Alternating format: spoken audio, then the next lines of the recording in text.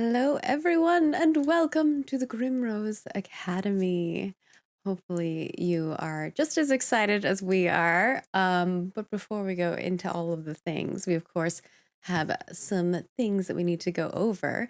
But we have some new faces to our Roll For It family, so please toss some roll love in chat, as well as some roll hypes for some new faces. First and foremost, we've got Persephone Jenkins, who's played by Strange Like That. Welcome to our channel. I've gotten to play with you on some other shows, and I love you and adore you. So I feel like I can't do witches without you, right? Where can people find you at when you're not here? Well, if they say my name into a mirror 3 times. But if they aren't feeling brave enough to do that, they can find me everywhere on the socials as at Strange Like That, Twitter, Instagram, Facebook, TikTok, and also my website. Making it nice and easy. And Yep. of course, we have Char, aka Charlene Bayer, who has joined us and will be playing Bellspree. Where can people find you at? I've been doing some secret stuff with Char, as well as I have played an NPC in one of her campaigns, and it was very, very fun. Yeah, so Margaret's been on my show Tabletop Titties, which is on Twitch every Tuesday and Wednesday night. But otherwise, if you want to find me, you can find me on all socials at Charlene Bayer. I'm super excited to be here, jazzed to dive into the witchy world that you've created. So thanks for having me. Yes, I'm excited to have you all here. With that, of course, we also have Tyler joining us again. It's so nice to have you here with us playing Allegory, as well as Zahir being played by Werewolf Feels, which I know, folks, I've already heard a lot of people very excited to see Werewolf back. We will see if he shall turn back time or not in game, or maybe, perhaps, we'll see. There is a lot of magic and mystery here at Grimrose Academy, which will be using the Witches and Spellcraft tabletop RPG that I created. So I hope that you all enjoy it. But first and foremost, we would like to thank our sponsor today, which is Roll20. If you see all of our rolling magics, our character sheets, if you watch our Thursday show, we do a lot of crazy map stuff. We won't be doing map stuff here, but they do have, oh my gosh, so many cool things that you can do with Roll20. You can play any game. You don't even have to play dice rolling games. You can play card games. You could play tabletop games where you're moving stuff around. Really, honestly, anything that you can use your imagination for. So very, very exciting. And of course, we would like to thank our supporter, which I feel like I need to go to another tab here, for Thunder Cabbage. I feel like I can't say Thunder Cabbage's name without a sound effect. Thank you so much, Thunder Cabbage. We hope that you enjoy supporting today's episode. And of course, you can be a supporter of all of our shows by heading over to Patreon and subscribing over there. We have so many patron rewards. Right now, we have the Ascension Clockwork Construct stats out. So if you are a GM and you were like, dude, those things were sick, and you want to put them in your campaign, head on over there. Our lovely GM, Enter Elysium, has put them up, as well as the Arcane Roses information and some information on our witches are up over on the Patreon. Not all of our witches. As you can see, we have our guest today. Wonder what she shall be up to. And of course, you can become a Twitch subscriber right here, and that will give you access to all of our emotes and access to our VODs in advance. And over on YouTube, you can become a YouTube member, which will give you access to some of those emotes as well. And yeah, it's very exciting. Of course, whether you are a YouTube member, Twitch subscriber, or a patron, you can head on over to our Discord and hang out and chat with us. We do have a Grimrose channel, and we've been discussing many, many things.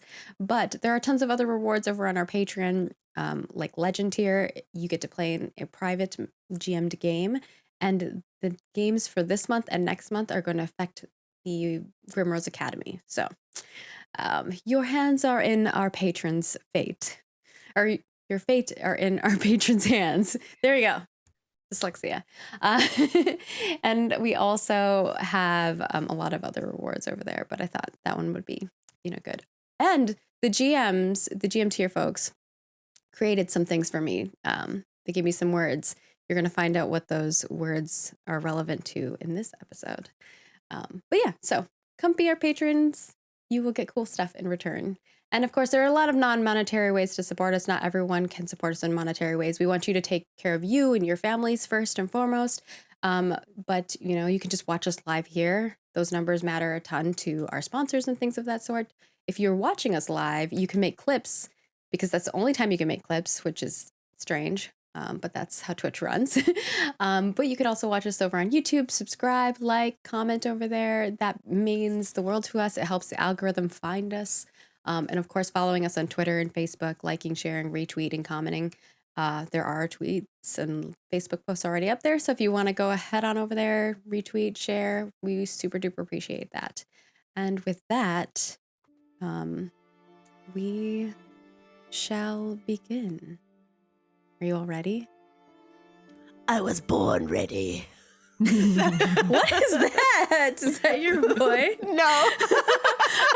I was like, whoa. This game got so intense. Born ready. Maggie, you want to tell us something about our guest?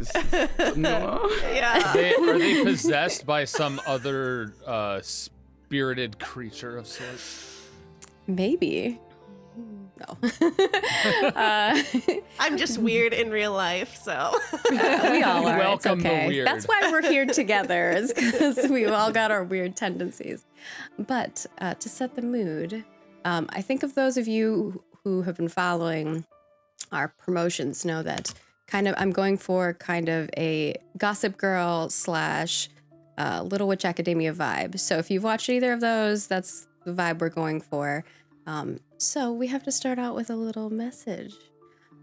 Each of you, as you are setting up your rooms in Grimrose Academy, this is a boarding school on Imbravar, which is set up with a bunch of floating islands. And the school itself is this ginormous school on what looks like a huge cloud with a cliffside.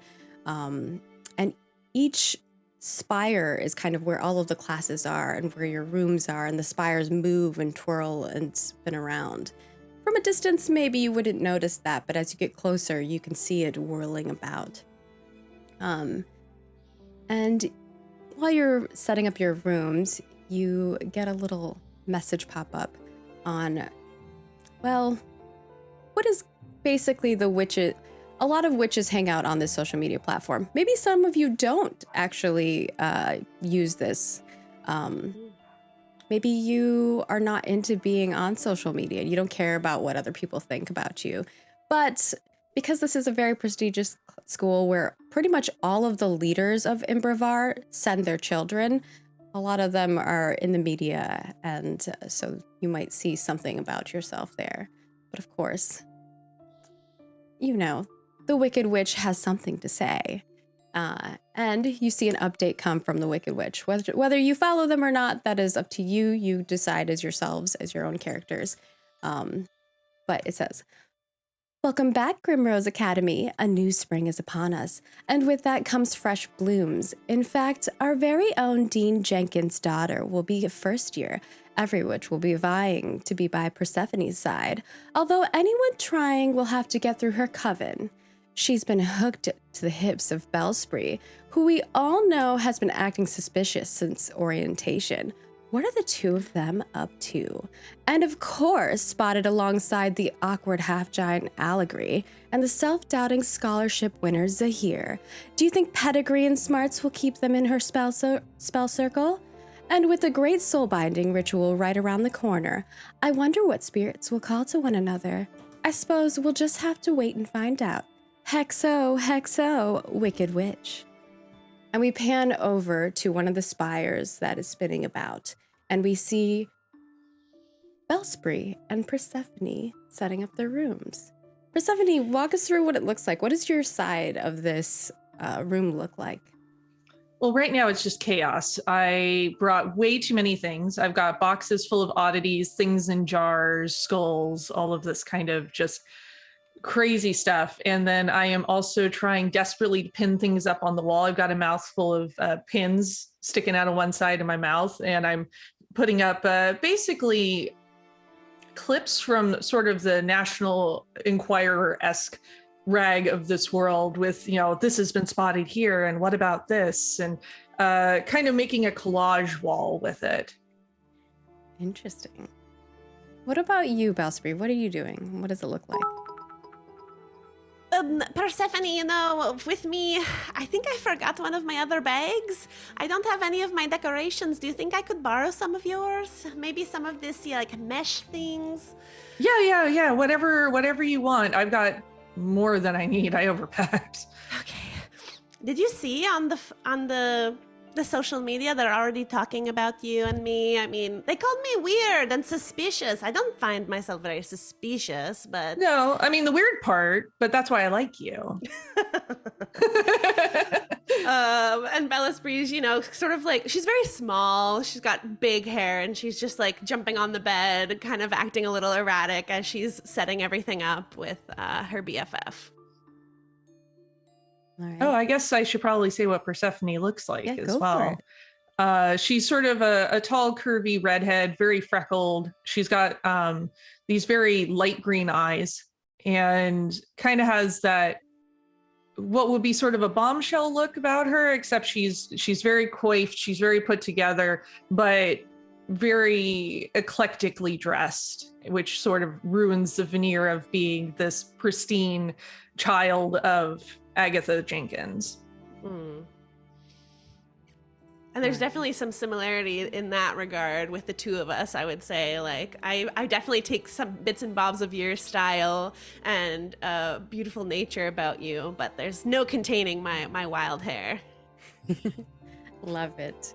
As we see the two of them, one jumping on the bed and the other putting jars up and posters, we pan over to another tower where the window spins around and we zoom into it and we see Zahir and Allegory. And what are the two of you doing? Zahir, you want to kind of describe you first and then we'll go into Allegory? Sure. Zahir is built broad and would be fairly large if not for the person standing beside him, but we'll get to that later. He's dressed in furs and covered from head to toe. There's no peak of what he looks like underneath, except for maybe one little scar that pokes out from his collar. A mat of them just everywhere if he actually took off any clothing. He's hairier than he should be for his age, but most of it is tied tightly back, and his eyes are wild and a bit mischievous. Currently, Zahir is just placing out all sorts of comfy things. So a warm quilt that was probably knitted by someone in his family, a fur rug on the ground that might have been hunted by someone in his family. There are pictures upon pictures. Not one person matches another because his family is so large. You can't have multiple pictures and not have all of them in it. And overall, there's just this kind of loneliness about him. He's too far away from the people who sustain him, and he's trying to build that back up by surrounding himself with comfort. I love that. He's pinning one of the pictures up. Allegory what is Allegory up to? Yeah, Allegory is spreading dirt all over the ground, putting up pictures of plants, a garden. He's quite large, Brobdingnagian, if you might say. And he's kind of very green, but also gray, but also green and brown. Vines and different plants almost growing out of him in different parts. It's almost like he's wrapped in vines in different parts. Even in his hair, his tangled hair is filled with flowers and greenery, and his eyes look soft despite being a giant lumbering man. And he's just simply is very quiet into himself, and every time there's a relatively loud noise, he kind of jumps a little bit and looks over and sees his friend Werewolf and just goes, It's good to see you again, friend. You okay? You seem a bit distant. just nervous being here where my father made a good name for himself. Well, on the plus side, at least you got someone's name to have. Meanwhile, I gotta prove myself all on my own. I almost wish that were the case. You know, I'm the weird one of my family.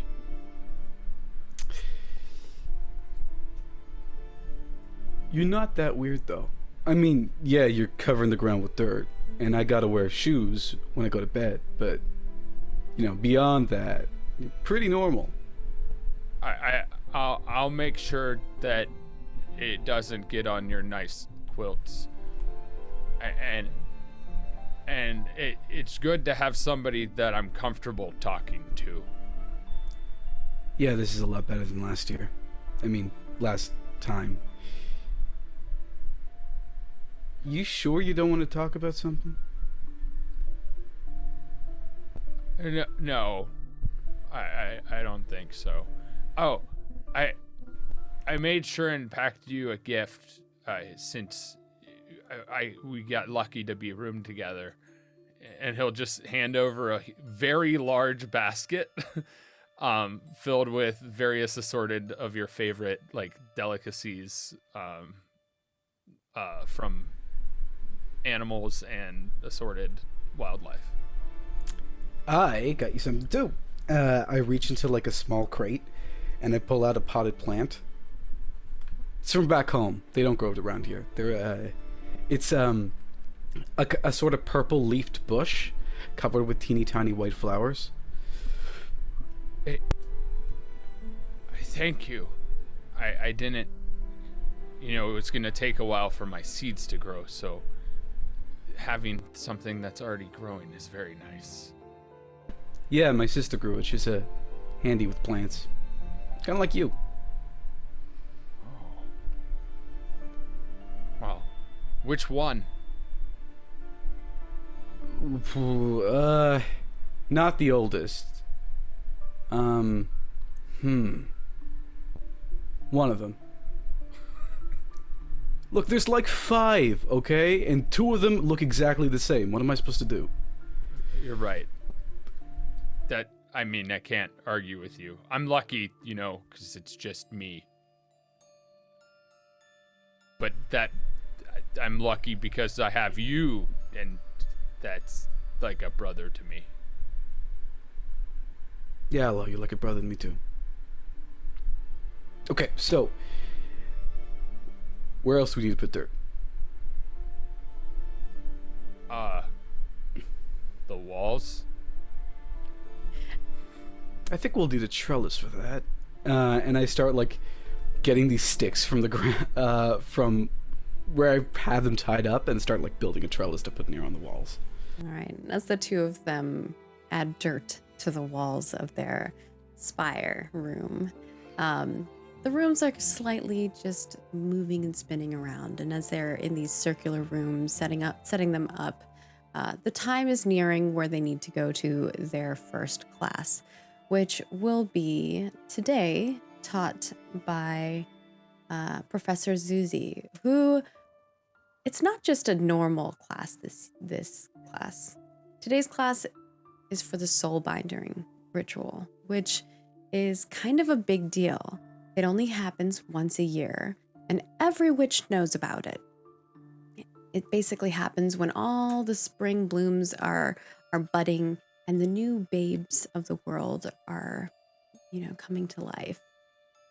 And the nurturing spirits pool all their magic together to grant new witches the ability to do the great soul binding ritual. This allows a witch and a creature to bind their souls together. That allows them to sense each other's feelings, to talk telepathically to one another, and many other things, as they will find out through their adventures. Now, not every witch wants to be soulbound to a creature. and not every witch finds the creature that they're looking for that spring. Maybe your spring is 3 springs from now, but it is kind of up to you whether you open your soul to allowing this binding. And of course, the creature itself has to. It's a mutual thing. You both must agree to this binding of the soul. But once you are, it's like you're never alone. And I think for some witches, that is kind of something that they're yearning for. And with that, do you all go to class on time? Are some of you late? Kind of walk me through who thinks they would show up first and on time. Okay, of course. I'd be there 2 minutes early. Okay, 2 minutes early. Then who would arrive after or on time? I definitely would, because otherwise my mother will hear about it. Yes. Agreed. We come in hand. Okay. Hand in hand, they come Yeah, in Allegory would on be time. last. And Allegory is last. Are you late or are you just on time as well? I'm like slightly late and I'm rushing into the door. Oh, okay. All right, we can play that out. So, a little time passes as they're all getting ready, getting their rooms situated. Maybe some of them do complete their rooms, maybe others don't. But we kind of pan through the halls of the class until we reach not the tallest of spires, but maybe a mid-range height of a spire, closer to the ground than the other ones. And it looks very tiny, probably the size of a bird cage. It is the smallest of spires. And this is where Professor Zuzi is. You all arrive at the door, and for some of you, this door is very, very tiny in comparison to you. I would say probably our half-giant Allegory cannot... Your foot is probably the size of this door. But as you arrive to the door, you slowly, each of you, shrink down until you are very small, which is very exciting for some of you who maybe have never experienced a shrinking spell. Those of you who have, maybe this is nothing new. And this little birdcage door that, it's very pretty. It has kind of green leaves and little flower blooms blooming around it. You push the door open. And the first to do this is Zahir. And as you walk into the room, the rush of jasmine flows through your nose as you look around and you see this, what looks like very big inside, greenhouse. It's beautiful. And there's plants all about strewn. It's almost like your room, which Allegory has been trying to put together, but not just dirt. There's actually things growing. And there's smells and beautiful flowers, some of them kind of blinking, some of them look to be alive. And in the center of the room, you can see what looks like a big portal. The portal's not active currently, but it looks like a giant archway that would turn into a portal. You've probably seen some of these about. You personally maybe not have not used them, but you know that some of the richer students in school, which is everybody but you, has them in their houses. They allow them to teleport from one location to the next, pending where they're bound to. And you can also see some wooden desks with wooden floating plywood that kind of is floating next to the desk, like where someone would sit. And that's what you see as you walk in. I grab a seat somewhere in the middle and start setting out notebooks and stuff. Yeah, you go to the table, you set up your notebooks. The chair kind of moves with you, so it floats to wherever. It's like following you while you're putting these books down. It's like, are you going to sit on me? What's happening? And we see that. And then skipping in, we see Bellspree and Persephone hand in hand as the two of you shrink down and go through the door as it creaks open. Zahir, I should have known you'd be in here first. Hi! Oh, hi. Just down. I'm talking to my own chair. Down. The chair It's getting- slowly, the little piece of wood slowly goes down. It's confused. Good chair. Hi, what's up? Hey. Ooh, you are already getting acquainted with the furniture, I see. Trust me, you will too. How's that friend of yours on the app phone thing? Yeah, she did have some things to say. Not very nice as usual, but nothing you need to concern yourself with, of course. Smarty pants. I keep on hearing that from people, and I'm like, am I really that smart, or am I just lucky, Why not both? That's what I was going to say. How's your room getting set up? Oh, it's lovely. Persephone, you have to describe your vision. Chaos. Just wonderful, delightful chaos. That's really the vibe I'm going for. And my mother would hate it so much. Thank God she's not checking out my room. I mean, she can get anywhere, can't she? Yeah, but I hope she wouldn't try to violate my privacy that badly. It's usually at least the one barrier that we have between her and I. Tell me, what is it like to have privacy? Rare and glorious. And I mean, it's gone now. We're rooming together, baby. And I high five you. True, very true. And also you can hear a But little yes, that's true. whispering Oh, sorry. of other students as they sit down nearby. Some of them trying to get seats near where Persephone is going to be sitting. And others kind of looking at you awkwardly, Zahir. They don't seem to care much about Bellspree. A lot of eyes are on Persephone for the most part. And then Zahir gets some kind of side eyes here and there. Like, do you belong here? Like questioning. The moment someone side eyes me, I look them straight in the eye and wave. They pretend that they were totally not looking at you, rolling their eyes and pulling out some pens.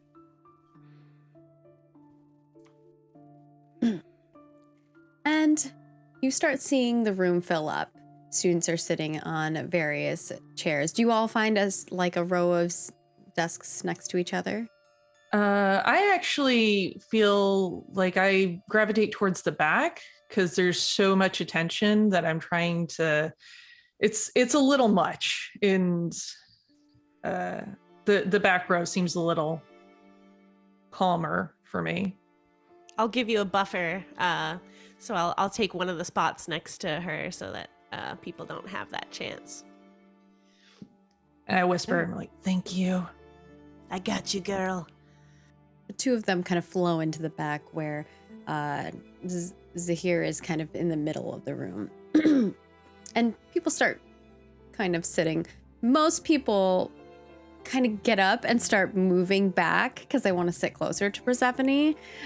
So you kind of see that happening. I think I'll say, like, maybe you should have your own lives and worry about yourselves. This is going to be a very exciting lesson. Are you trying to intimidate them or something of that sort?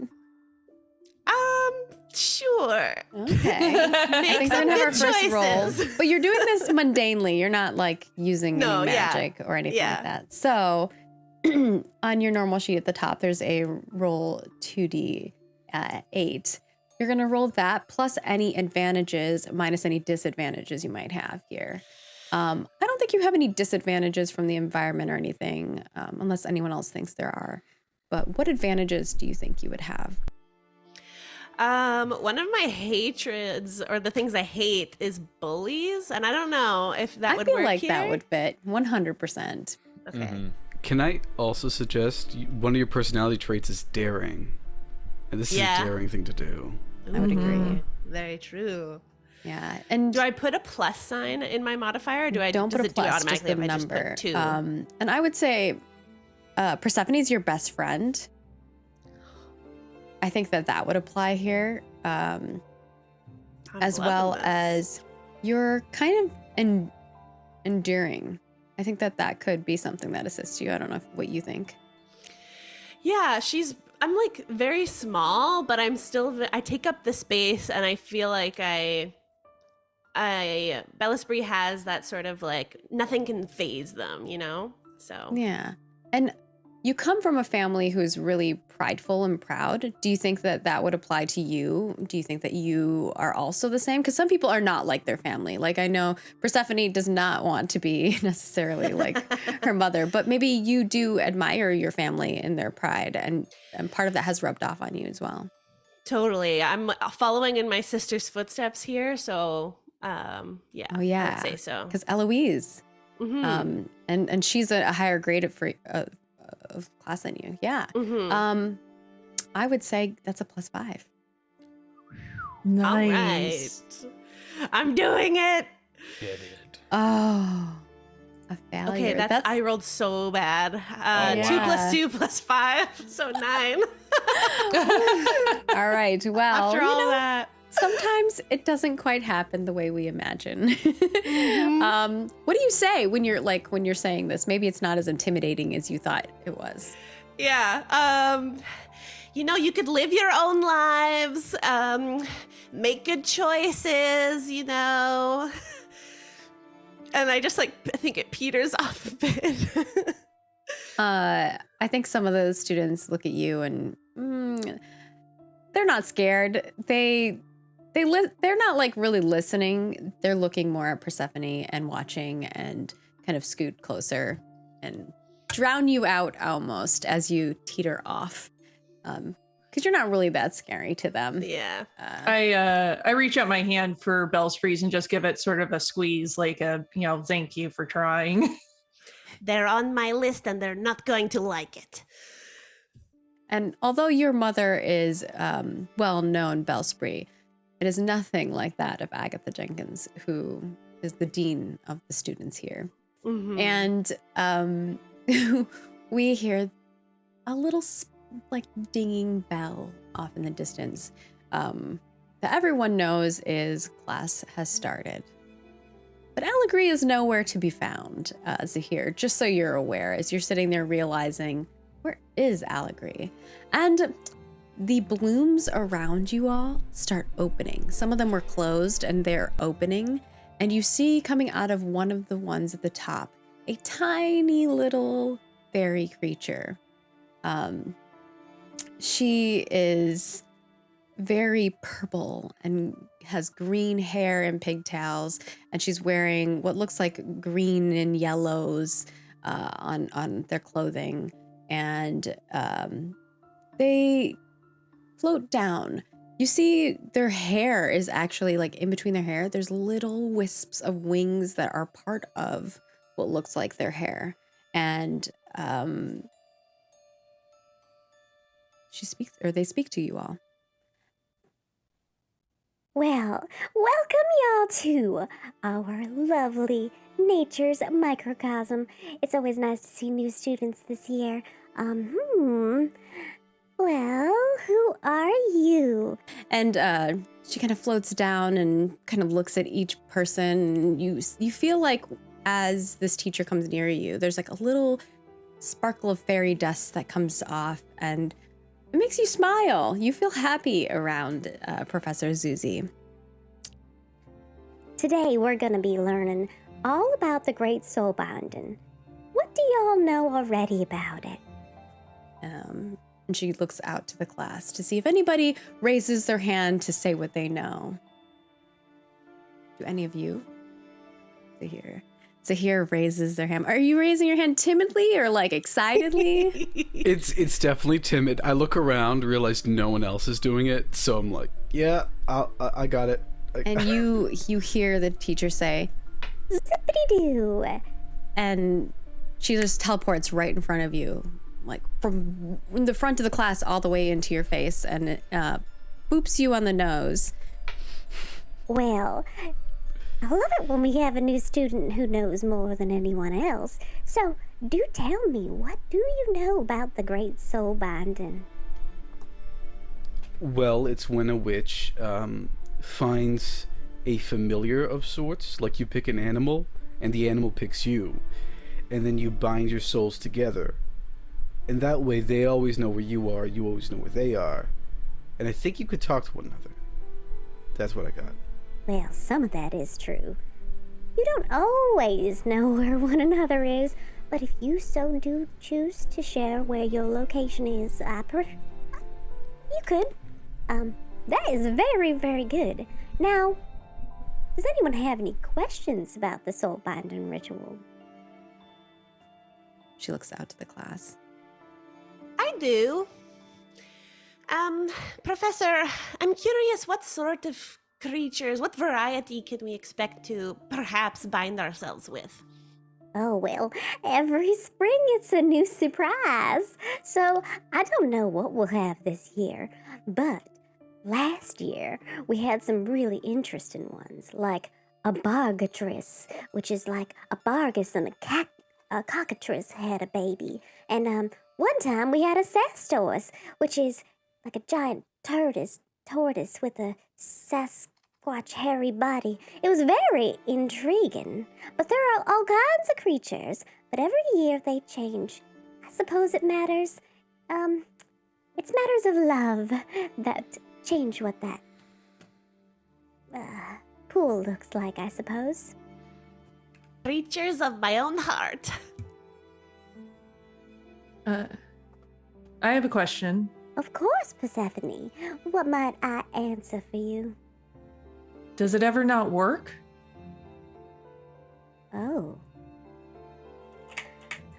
Well, there are times when it doesn't work. If two souls aren't both open to being bound to one another, sometimes it doesn't work out. Not everyone wants to be bound to another soul.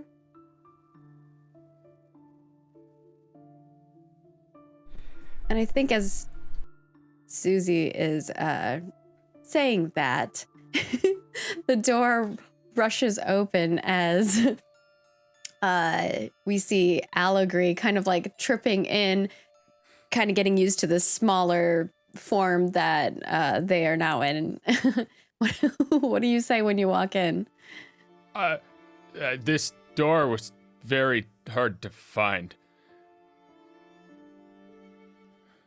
Well, it's always in the same I'm place. sorry. Oh, come on in, Allegory. He looks around as everyone's looking at him, and he just kind of lowers his head and looks for the closest desk. Yeah, there's like whispers between the students that are like, oh my gosh, they're like looking at your hair, like, what does he have in his hair? And then someone else is like, ooh, that looks kind of cool. Maybe I'll do that with mine. And you find a seat. There's only one open. It's like way at the front of the class because everyone's navigated towards the back of the class. So you have to walk through everyone moving up there. And Professor Zuzi kind of puts you on the spot as you're walking up to your seat. Well, Allegory, since you've decided that you're going to come to class at your own time, why don't you share with us what you know about the soul binding? The person, and he's looking around very nervously as he's on the spot, like, they both choose each other. Well, something like that. Go ahead, take a seat. And the chair, I think the chair senses, it has some empathy for you and rushes over, scoops you up and pushes you under really quickly. Whether you grab on or not is up to you. I'm not going to make you roll to like hold on to it, but it does. Who pushes me? The chair. The chair assists you because it can tell that you're feeling a little uncomfortable. Mm-hmm. Public speaking is not something Allegory enjoys. And the teacher kind of looks around and sees that Zahir is raising their hand again. Yes, Zahir. So, because he just did it as a distraction, he thinks like for a split second. Right. So some witches don't want to be soulbound at all. Like, can you go through your entire witch life without soul binding? Of course. It's a choice. You don't have to do it. I mean, you don't even have to go to the ritual if you don't want to, but it only happens once a year. It's quite a spectacular thing. would it be, are you, and he like lowers to almost a whisper, are you soulbound? Well, of course I am. Why wouldn't I be? I mean, you don't have to if you don't want to, but I find it very, well, exciting. You get to learn about a creature that maybe you've never talked to before. Can we see it? Can we see your soulbound body? Well, we'll see if they want to join us. And you see her kind of float up into the center of the classroom above where Zahir's sitting. And a sparkle of fairy dust trail follows her. And they kind of spread their wings out, which is basically just their hair wisps spread out really far, and they start flapping. And all of a sudden, you see behind the fairy creature, Professor Zuzi, a big, like what looks like fuzzy moth creature. It looks really big to you all right now because you I'm cutting out to you guys. Am I cutting out to chat? Just when you start talking and then it picks up. Oh, weird. Yeah, I Maybe it's a missed Zoom like thing. I missed a good portion of the chair thing, which is why I asked the question. Oh, that's weird. I don't know why it would do that. Maybe I'm not talking loud enough or something. The moth kind of shows up behind him because you're all tiny in like tiny mode. If you guys were all like your normal height, it'd probably be the size of your hand, but because you're all really small, like the size of a pinky, it looks massive. And you see this big moth creature appear. And Zuzi giggles a little. Well, there you are. Why don't you say hello to my class? And this big moth kind of floats down and flies around the class above you all. I would like my character, if this is okay, to say, is that and then name the name of the creature type? You ask that to the teacher? I'm asking if Allegory can say that is this creature, because he's well known. Oh, you want to know what the creature creature? is. You want to know if you know Yeah. what the creature is. Ooh, Yeah. let's see if you know what the creature is. Do you want to roll for that? Are you doing using some magic to know this, or are you just seeing if you know it? Seeing if I know it. Okay. So, Well, let's roll a mundane roll, which will be the roll 2d8 at the top of your About Me section.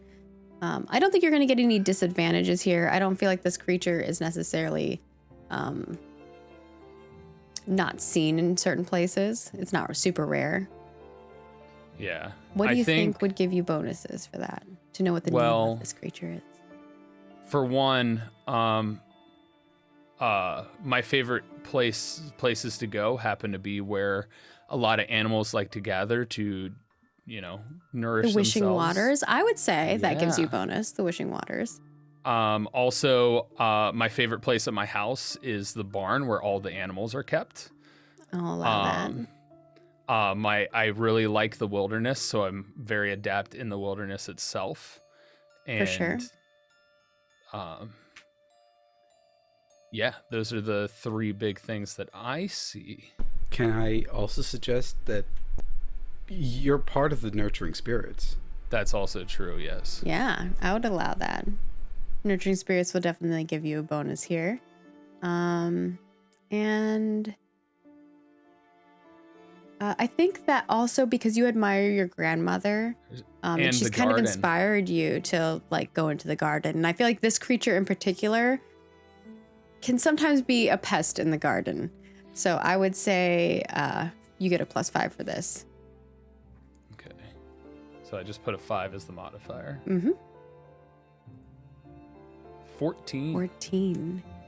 Yes, you do know what this is. And it is a moth and a butterfly combined, but you can name it because you are successful. And when you are successful, the witch decides how it turns out. I would say it's a butter off. Go, yeah. Do you tell the class this, or are you just? He says it keeping to very boldly and loudly because it's something that he loves. He loves animals and he loves the garden. He's like, hey, is that a butter off? all the students look around. Some of them seem like they are nodding. And Professor Zuzi says, Well, yes, of course it is a butter off. Well, at least we have someone who has seen them. Usually they're pretty grand in the gardens, although sometimes they do lay their eggs on the leaves and kind of ruin them. Their larva will sometimes eat an entire bush. Just one larva eating one entire bush. Allegory is probably going to reach into his pocket and pull out some sort of greenery that he happens to have on him because, you know, he's kind of covered in greenery. And can I coincidentally have it be something that this particular creature enjoys eating? yeah, you got a success. Sure. I will say that you put it out and the creature comes down and just you see its mouth open up and its little grabs on and starts nomming on whatever the weird greenery you have is, and you can feel the wind of the moth or the butterfly wings like hitting you, and your hair just kind of flowing in the wind. You're quite large. Does it have a name? Oh, definitely has a name, but I think they prefer to keep it private. He would nod. All right, go on, you've caused enough ruckus. And it like looks at you kind of thankingly, blinks slowly, and flaps its way up into the air. And you guys don't really see where it goes, but it just keeps flying up into the top of the greenhouse. And you see the portal in front of you all slowly start shimmering a little bit here and there as it's coming. It looks like it's coming to life. The little vines growing in between the archway. Well, it looks like it's almost time. Anyone else have any questions about the soul binding before it begins? Allegory. Do we get to choose which creature we try to bind with? Well, there will be creatures there. You must decide on which one you would like to bind with, but then the creature itself must also like to bind with you. So in some ways you do choose. In other ways, you don't. Do they all have to be small? Oh, well, no. Some are very big, actually.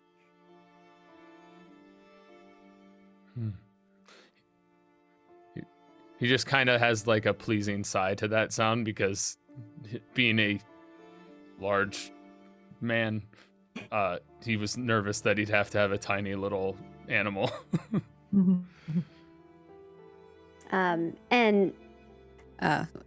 She kind of looks around to see if anyone else has any questions. Does anyone else have any questions? All right. With none, she kind of floats around the room, leaving pixie dust all around, and it kind of just floats in the air. It doesn't really like stop. And then at the front of the room, she takes her hands and she kind of swooshes all the particle effects, like the particles of the fairy dust that was above you all. That looks almost like, if you're looking up, looks like stars above you, which is really beautiful. And then they all just fly into the portal, and the portal kind of comes to life as it sparkles and little blooms start blossoming from it. Well, who wants to step in first?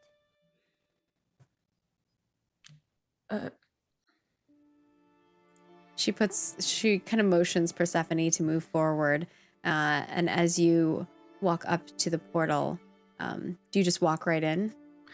I imagine if these are ones that people that have means have in their households, I probably have one in my household, so I'm not really nervous about it. So I just kind of go and step on in. Yeah, the one in your house is really white, made of marble, and it kind of just flows in with the rest of your house. It's very clean and pristine, and it kind of has its own space in your house. It almost looks like it's just like a beautiful archway that's part of your house. So someone who is maybe less magical might not notice it being something like that because it just blends in with everything. And you don't really have a lot in your house. It's, minimalistic. Sparse. One might say, yes. And you step in with confidence and everyone else is kind of watching. As you walk in, you feel the sense of coolness touch your skin. And you walk into what looks like a forest. You feel the ground beneath you crunching. You see spring grass as it's strewn about you, and in the center there is what looks like little wisps of light, kind of lighting a pathway towards a big pond that you can see. On the sides of you are these giant trees, almost like whispering willow type trees that are kind of flowing lightly in the wind, and there's little blooms that are blooming on them. It's quite beautiful, and it smells really earthy. And you can hear the slight sound of singing, like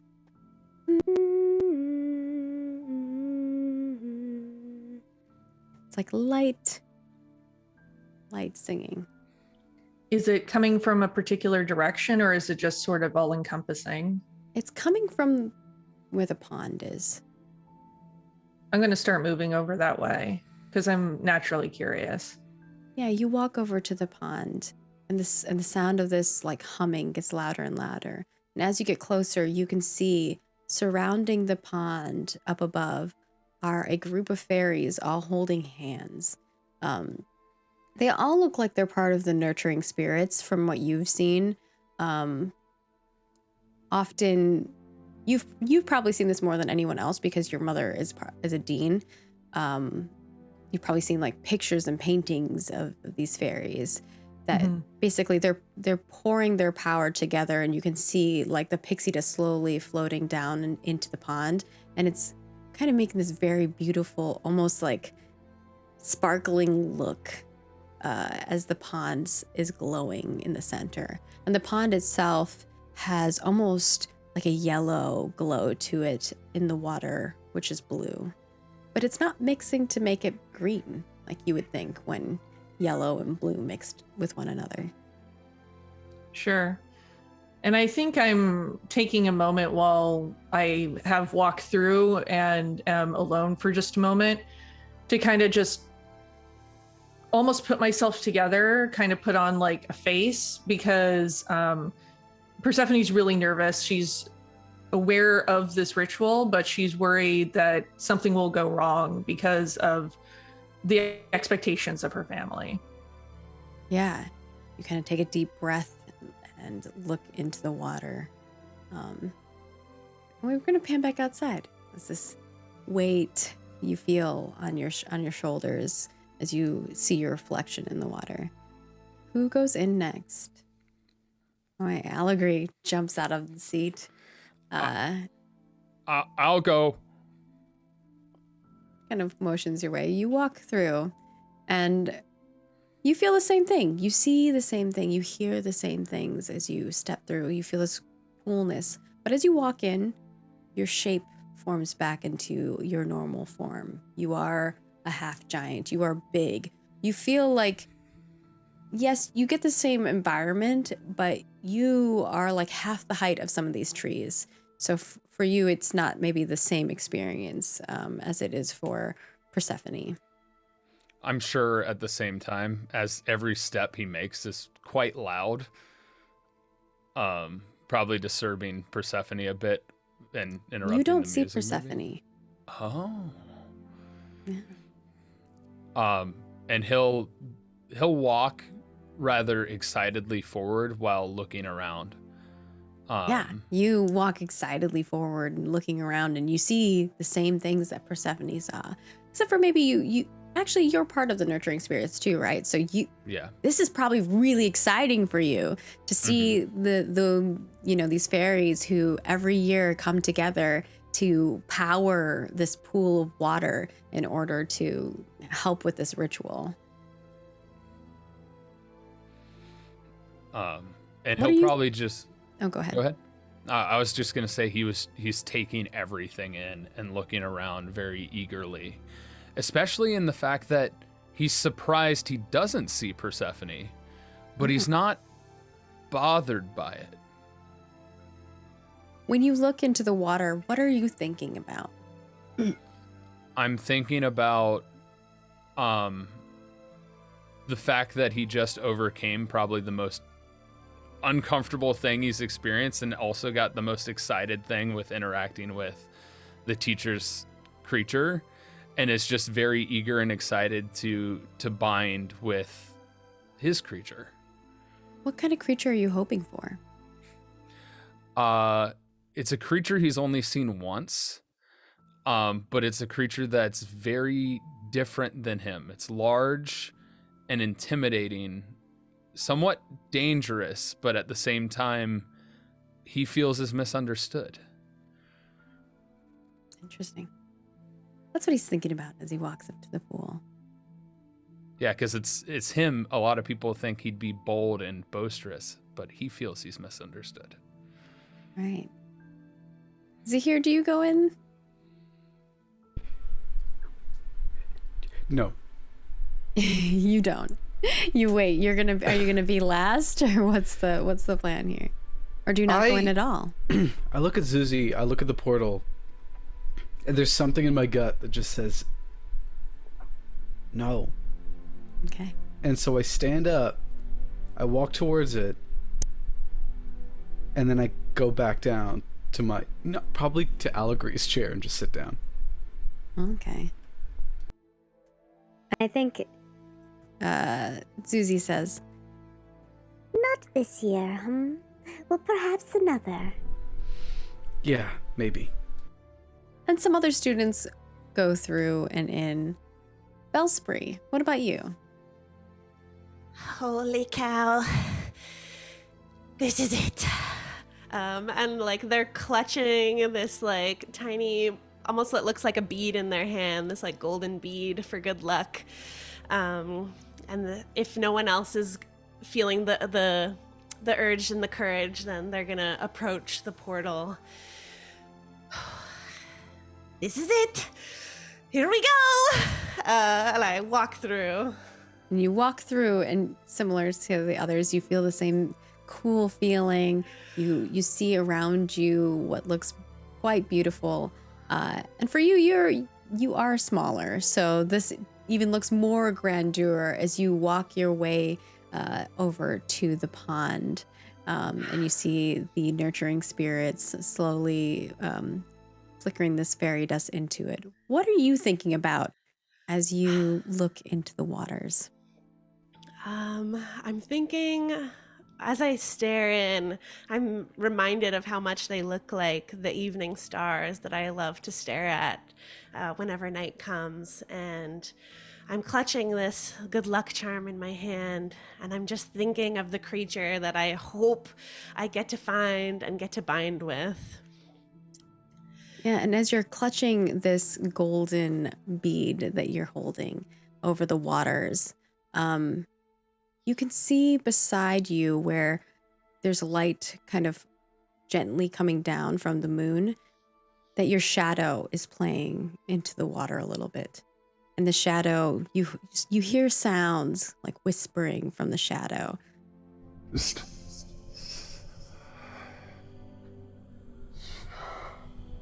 And you feel the call of the shadow calling to you. Hello? And I listen harder as I won't move, but I'll turn to the shadow.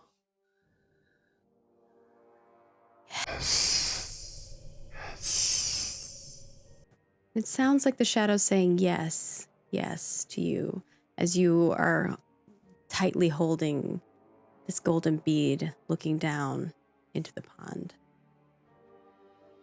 Okay. I approach it and I'll sort of like extend my hand. As you extend your hand, the camera kind of pans down and we see what looks like a golden acorn. And we're going to pan back to Persephone, who feels this weight on her shoulders of what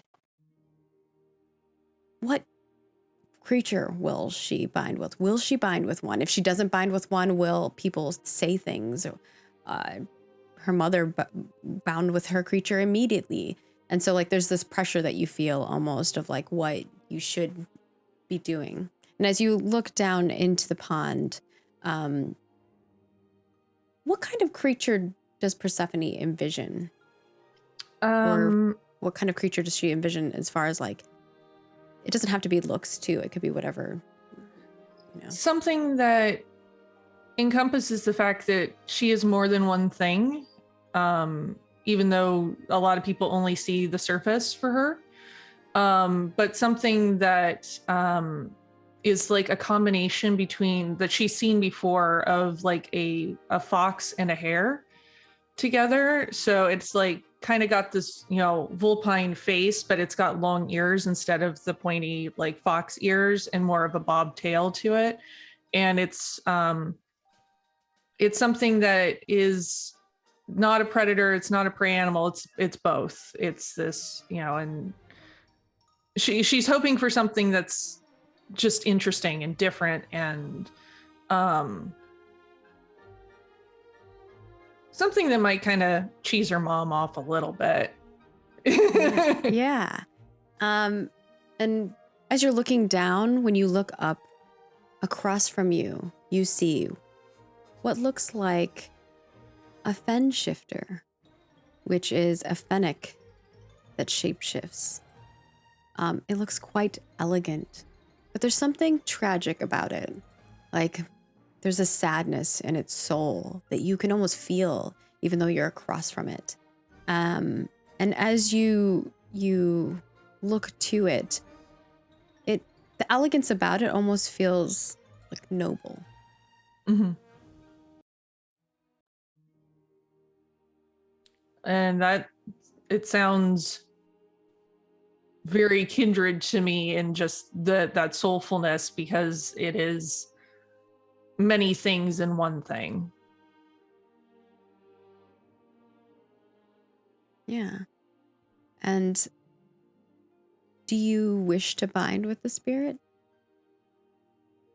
I think in that moment, and seeing a creature that surprisingly connects on such a level, that yeah, I think that Persephone wishes for that in that moment.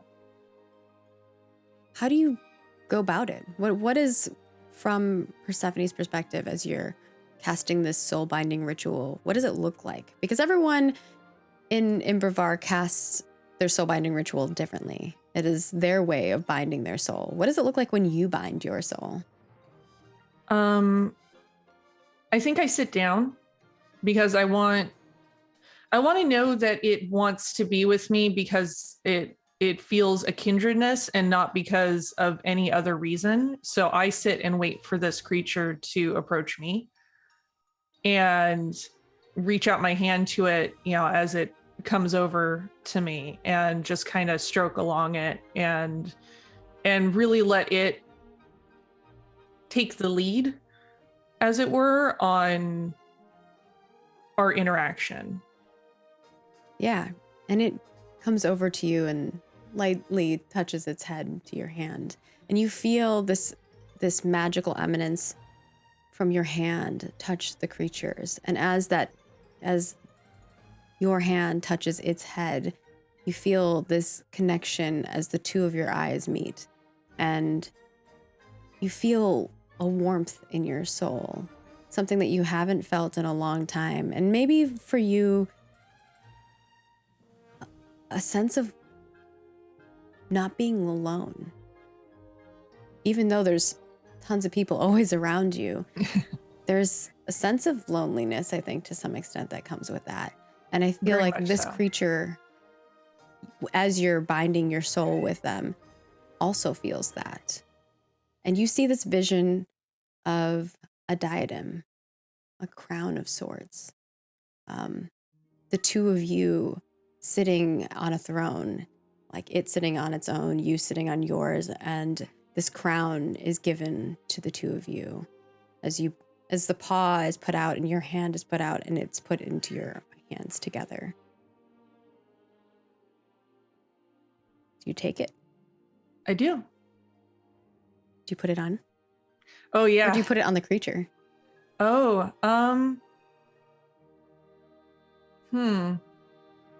I think I take it and I go to put it on myself. And then I turn and kind of smile at this creature next to me and put it on them. Oh, I love that. And the creature kind of sits up, even looking more noble than before. And the fennec shapeshifts. What creature would you want it to shapeshift into? Oh gosh, that's a very good question.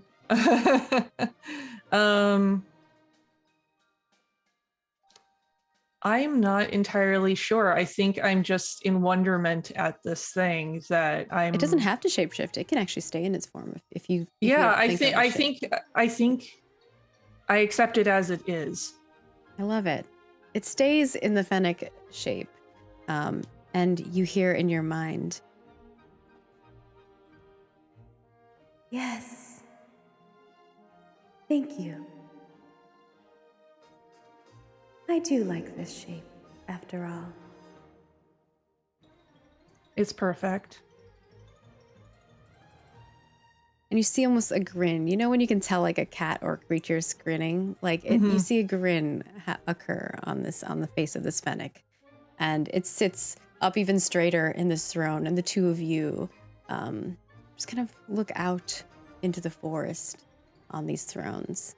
And we're going to pan over to Zahir, who's in the classroom waiting. Do you do anything while you're waiting in the class? I like hesitate, and like get up a little bit, and then I sit down, and then I get up, and the poor chair underneath me is probably very confused. Yeah. You and this, I think you're binding with this plank of wood. It's just like following you around. It's like, are we sitting? Are we standing? Are we sitting? And eventually I give up and I start opening up textbooks and doing like early homework. Nice. All right. We see you scribbling away.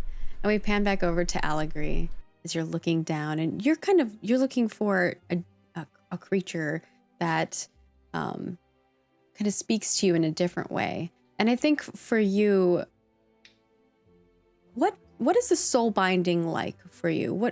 How would you bind with the soul of another creature? I would treat it with respect. I feel like Allegory would be one that treats it as if it's noble and kind of bows to it. Going down on one knee and lowering the head, but also keeping his eyes up to watch it. Giving the creature its space and allowing the creature to choose him, but initially approaching until it noticed him and then doing the bow. Okay. For you don't see just one creature. There are quite a few creatures that come up out of the forest. Some of them slowly, some of them quicker. The first one kind of flies out of the water, like jumps and spins around, and it looks like it has the face of what looks like a ferret, but the body of a little hippo. And it's really cute, and it's kind of swimming around in the water, and it's spinning and looking around, and it's made of iron almost. And for something so heavy looking, it moves with grace, with quickness. Next to it, you see something bigger in the water underneath. It looks like a dolphin, but it has the body of a triceratops with a big horn. And it looks like it's causing a wave.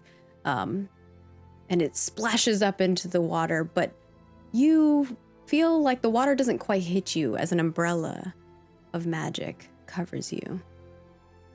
Across the way, slowly walking out of the forest, you see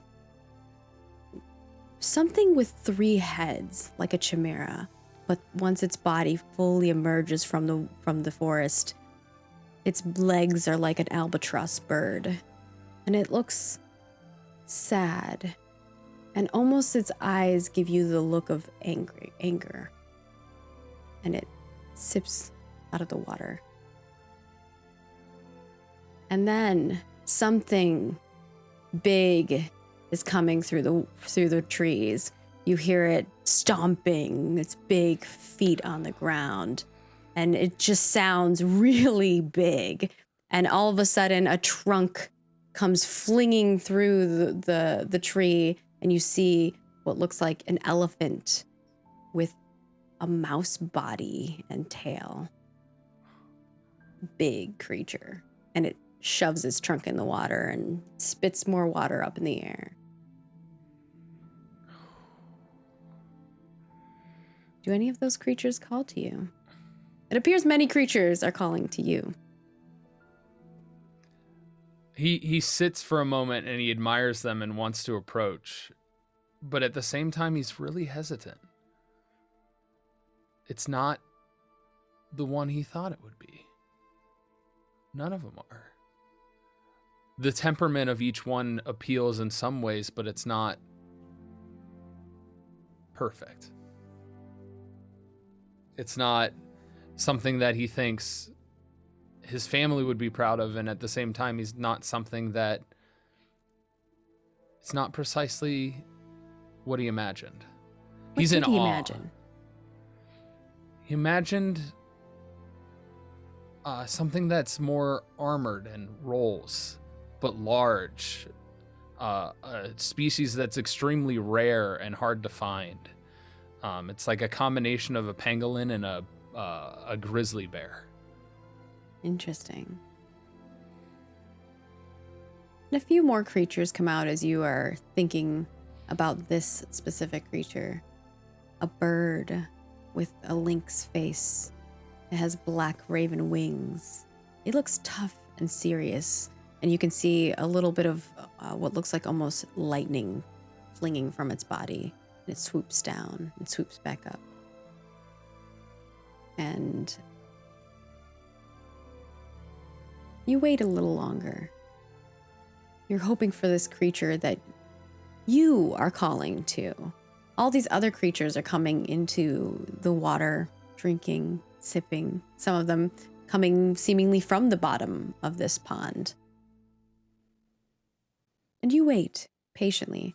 How long are you willing to wait for this creature that you want to soulbind for? A long time. Probably having his feet resting in the pond a little bit, allowing all of the nature and everything around, because at the end of the day, this place feels very comforting. The little iron Firippo kind of flies out of the water and runs around you a little bit, kind of cocks its face towards you, looks at you, and jumps back in.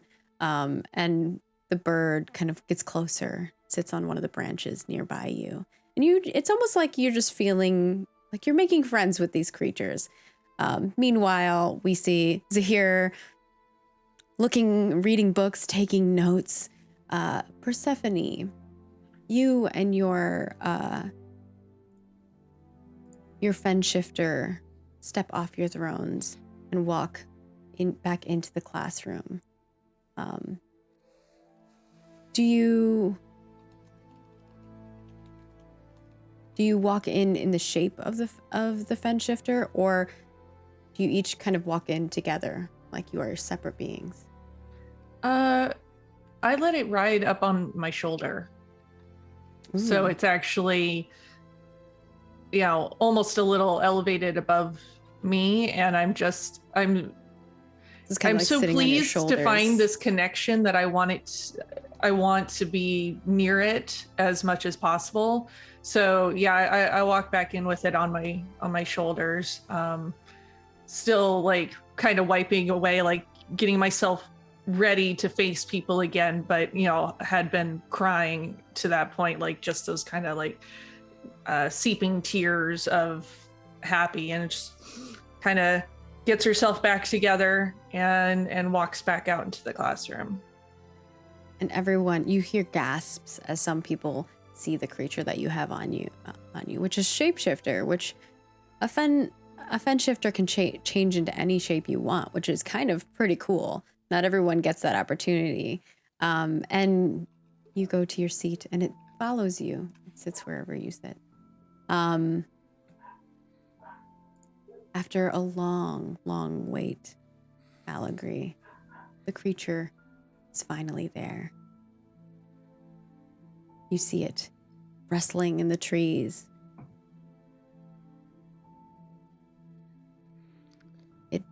You hear something like rumbling as it pushes in, and this ball kind of comes flying towards. It's like a hairy ball because it looks like it has bare fur, but it's got some kind of weird hedgehog, like pangolin face, and it got its little legs inside, and it just into the water and plunges, and another splash of water comes over you as it jumps in, and then it jumps back up, and it just kind of sits in front of you. Its little hands like this, staring at you. Very slowly, Allegory will pull his feet out of the water to get onto his knees, and his hand kind of goes into the water just shallowly, and he just bows. And for whatever reason, with the comfort of the area, he actually lowers his eyes. The pangolin's hands go together, almost like it's like praying or something. And it also bows down, and its little nose touches its little claws and its hairy back. Doesn't look very wet. It's almost like the sheen of the bare fur doesn't make it like as damp. It almost dries really quickly, and it jumps up into your arms. And it's like a small creature comparatively to you because you're a half giant. It goes like up to your waist, so it's big to most people but small to you, enough where you can carry it, but it will probably get bigger because it is a baby. These are all baby creatures, by the way. So you have like a little ball in your hands right now. If Zahir saw him right now, he would see the first time in a long time where Allegory is extremely comfortable and has the biggest smile on his face, and his eyes are like wide and like enthralled and overjoyed. And you hold this creature in your arms, and as you embrace it, the ball, like the ball around this creature has like a glow to it, and it lightly shimmers with yellow. And you can feel almost planetary, like the creature itself turns into a planet, and you're holding it in your arms. And he'll lower his head and kind of put it towards where the head of the creature is to put his head on its head. Yeah, it puts its forehead to yours, nose to nose.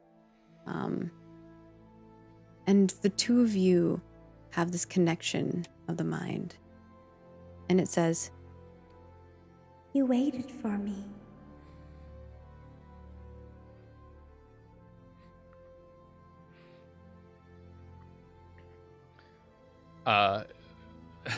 He almost doesn't respond. He's like teary-eyed, and he just simply says, "Why would I not?" I don't know. Maybe I'm not good enough.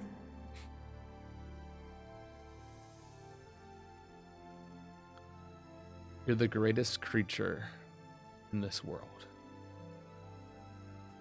and it just embraces you. And I think the two of you are in there for a moment as you're together. We have a theme of pangolins here on this show. Apparently another one. I feel like pangolin plushies are in our future. Yes. Wait, really? I love Oh my god.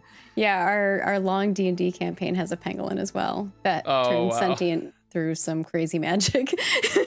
I know that you don't know that, but it's really funny that it kind of, that's why people in chat are like, did I hear pangolin? And I think we might even have an emote for him.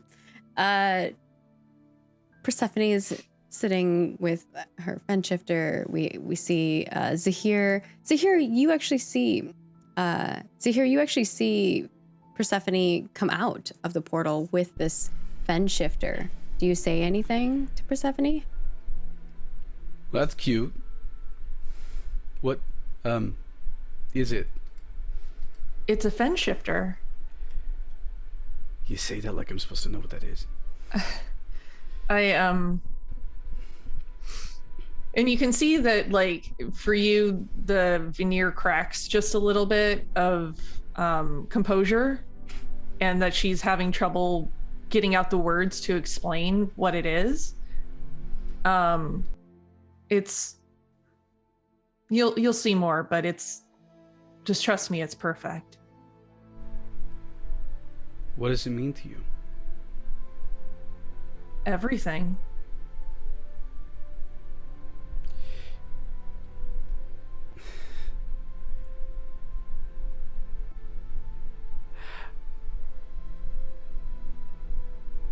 It's something I didn't know I needed. Zahir hesitates for a little bit. You know something that's weird? About, don't take this the wrong way, most of you. You're all so alone.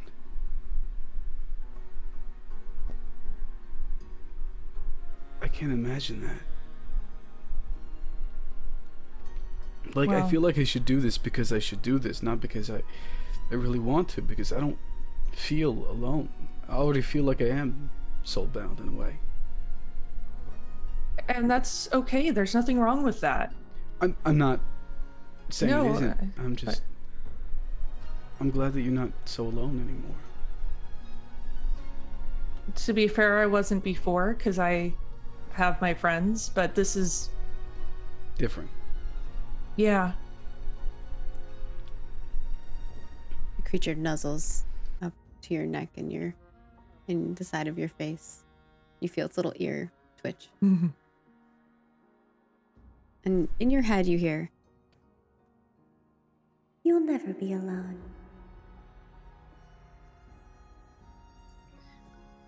And it's that moment again of like making sure nobody else is really paying attention.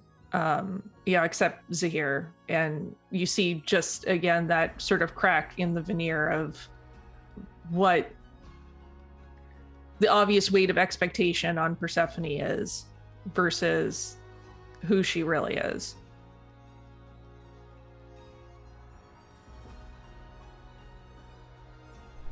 all right. You know, behind all of that, the weight of the world, you're a pretty swell person. Wow. I'll just thank you. Yeah. And as you take that breath and Persephone says thank you, out from the portal comes Allegory. Tiny Allegory, a smaller version of Allegory as they come through the portal with what looks like a small ball of fur. It's like a black ball of fur in their arms. Is that what I think it is? You're thinking of my favorite animal, then yes. Well, you must be jumpier than a bag of kittens right now. It was hard to leave the place, to be completely honest. It was pretty spectacular. Persephone got a fennec shift, fox shift, A fen shifter. a fen shifter, which is a thing I know everything about. And I look at Allegory, assuming that they know what a fen shifter is at this point. I'll say Allegory does. Oh. It is one of the luckiest creatures to get. Yeah. That's highly unlikely, Persephone. I keep forgetting to do my voice. It's okay.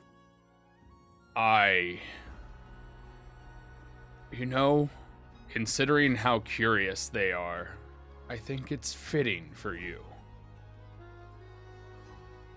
I didn't know what to expect. I couldn't have expected better than this.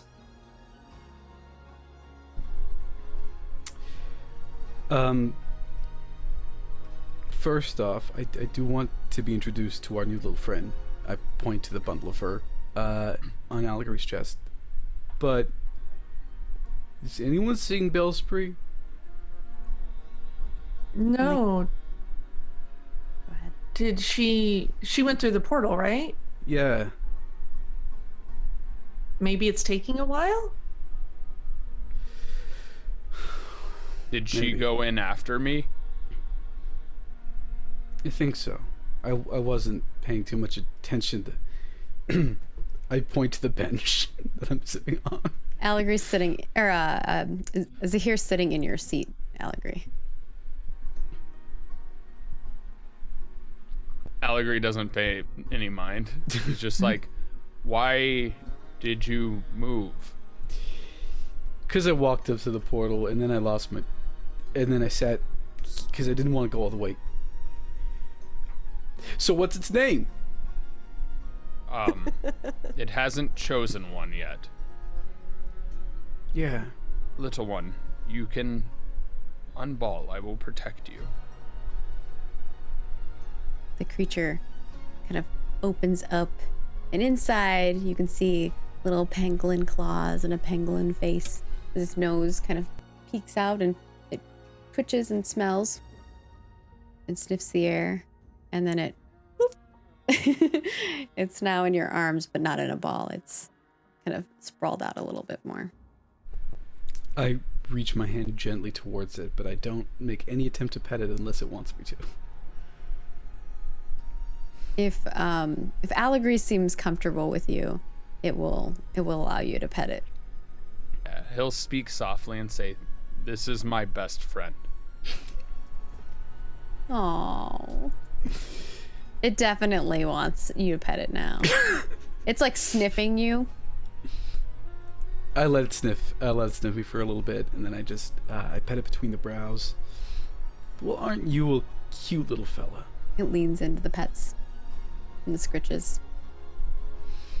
I'm so happy for you, Allegory. I'm honestly surprised I was lucky enough to find one. I'm not.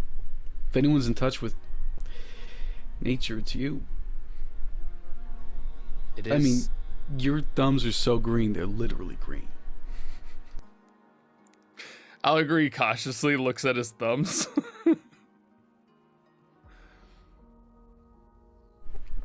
And with that, I think Professor Zuzi flies down and inspects each of your creatures and is like, Oh, well. Isn't that nice? A pango bear.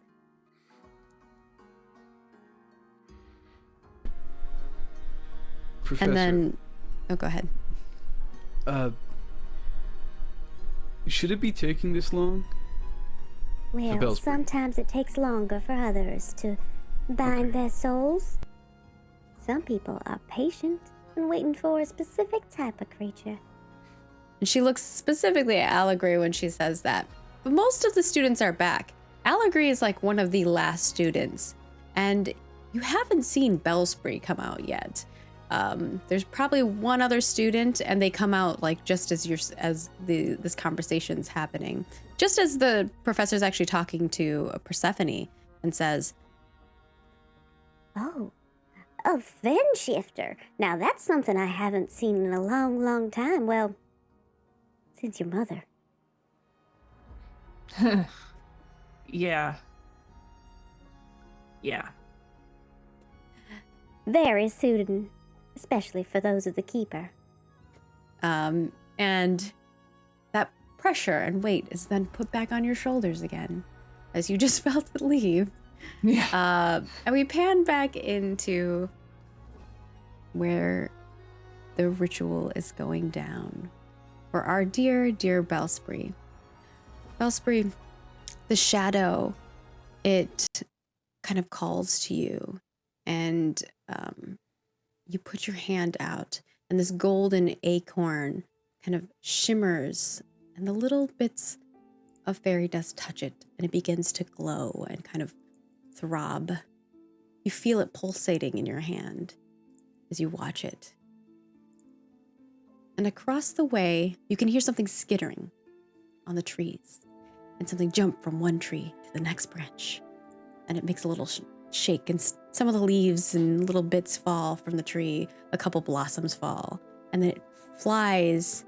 You almost like a flying squirrel look as you see this sap quirl kind of flying, launching into your hand as it sits right on the tip of your fingers. You see what looks like a squirrel and a tree had a baby.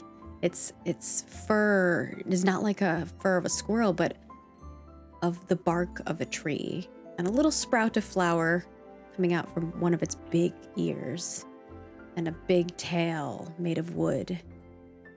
And it chitters, and you can see its little wooden whiskers kind of moving as it takes its hands and claws and grabs the acorn and holds it really close to itself and Hello?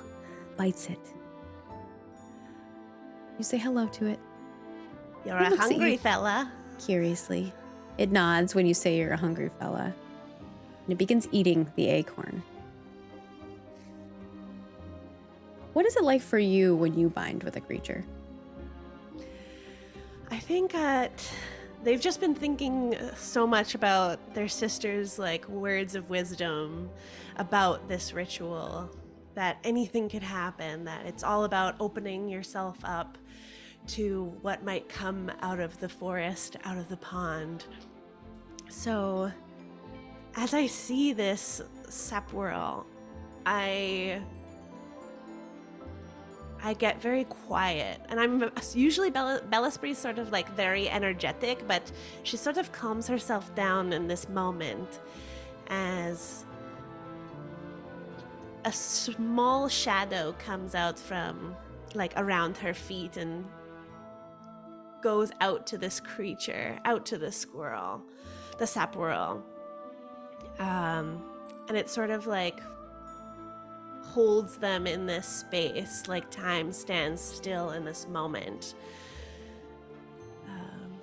as she sort of feels out this creature and her own heart. The moonlight kind of glowing down, and your shadow and the shadow of the sap girl kind of combining into one shadow. And as this occurs, the creature eats the acorn,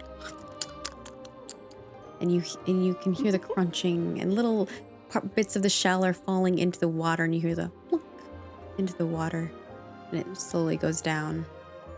And as the creature consumes the acorn, and once it's finally consumed, the creature itself looks at you, cocks its head one way and the next, and all of a sudden, the bark starts falling off the creature. Oh. And it falls into the water. You hear the plunking of the wood, and the one flower behind the ear slowly floats down and lands. And the creature itself is gone. But in the center, where your shadow and its shadow were combining, a form emanates into where your hand was. And above it, you don't feel like a solid creature in your hand anymore. It's like a particle effect or some kind of cloud or air. And it's black and murky. And it shimmers a little as the pixie dust is touching it. And in the places where the pixie dust touches it, it spreads open and kind of lets the pixie dust fall from it. And it says to you, "Finally, I'm free. Thank you." Of course. I'm excited to meet you and be together. What shape shall I take? Oh, well. And she like pauses, like this is a lot of pressure. For sure. I'm okay with whatever shape you wanted to be, but you know, being a shadow seeker myself, perhaps something that lives in shadow might be nice. Maybe a batat?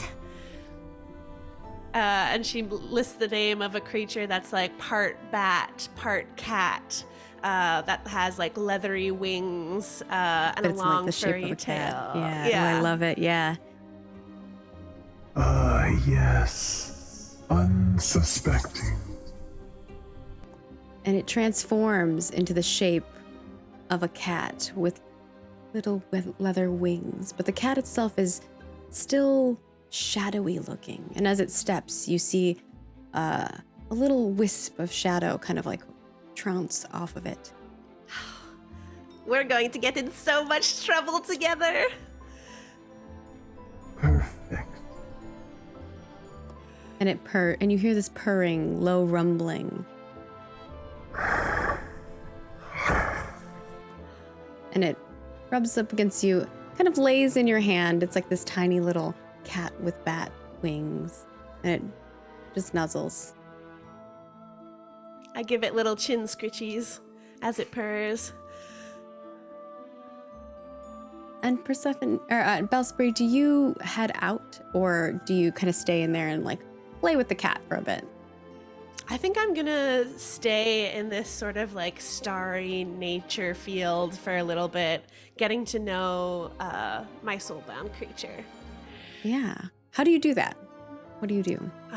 Well, we're still by the pond, so I think we sort of like end up playing like a small game of like getting to know each other, running around the field. It's very childlike, back to the energy that Bellisbury usually holds. The fear that they had is gone as we connect.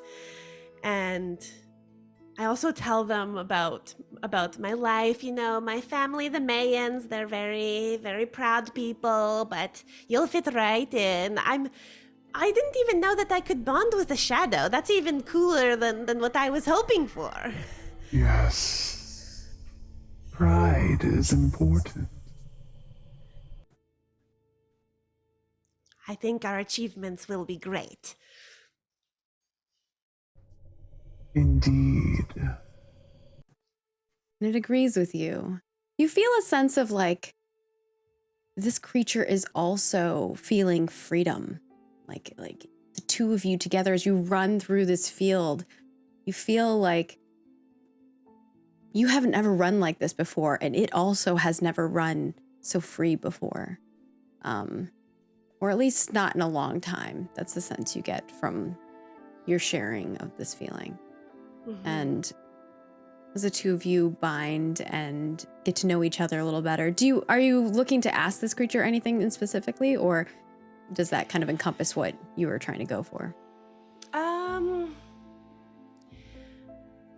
You mentioned being free. How long have you been here? How long? I didn't know that creatures could feel trapped in this area. Many years. Many. Oh. Well, that sounds very hard. So, I'm glad to be your friend and give you some new exploration. I am glad as well. And I get like, is there any feeling I'm getting of like this isn't right, or is this feeling like It normal? feels perfect. Okay, It that's feels what I was so right thinking. for you. I am a shadow seeker. Like, you this feel is like my the life. shadow is speaking to you, which is even cooler than any other shadow seeker that you have met before. Other shadow seekers wish they had creatures that were made of shadows. It's almost like how Persephone's creature is kind of rare in general. A shadow creature is like super rare, and only shadow seekers usually get them. You know, before we had the ritual, before we did the ceremony, people were being mean to my best friend and like kind of hovering over her, and I tried to scare them away and be intimidating, but I'm not a very intimidating person, so now they'll know that I am who I say I am, that I am part of the main clan, that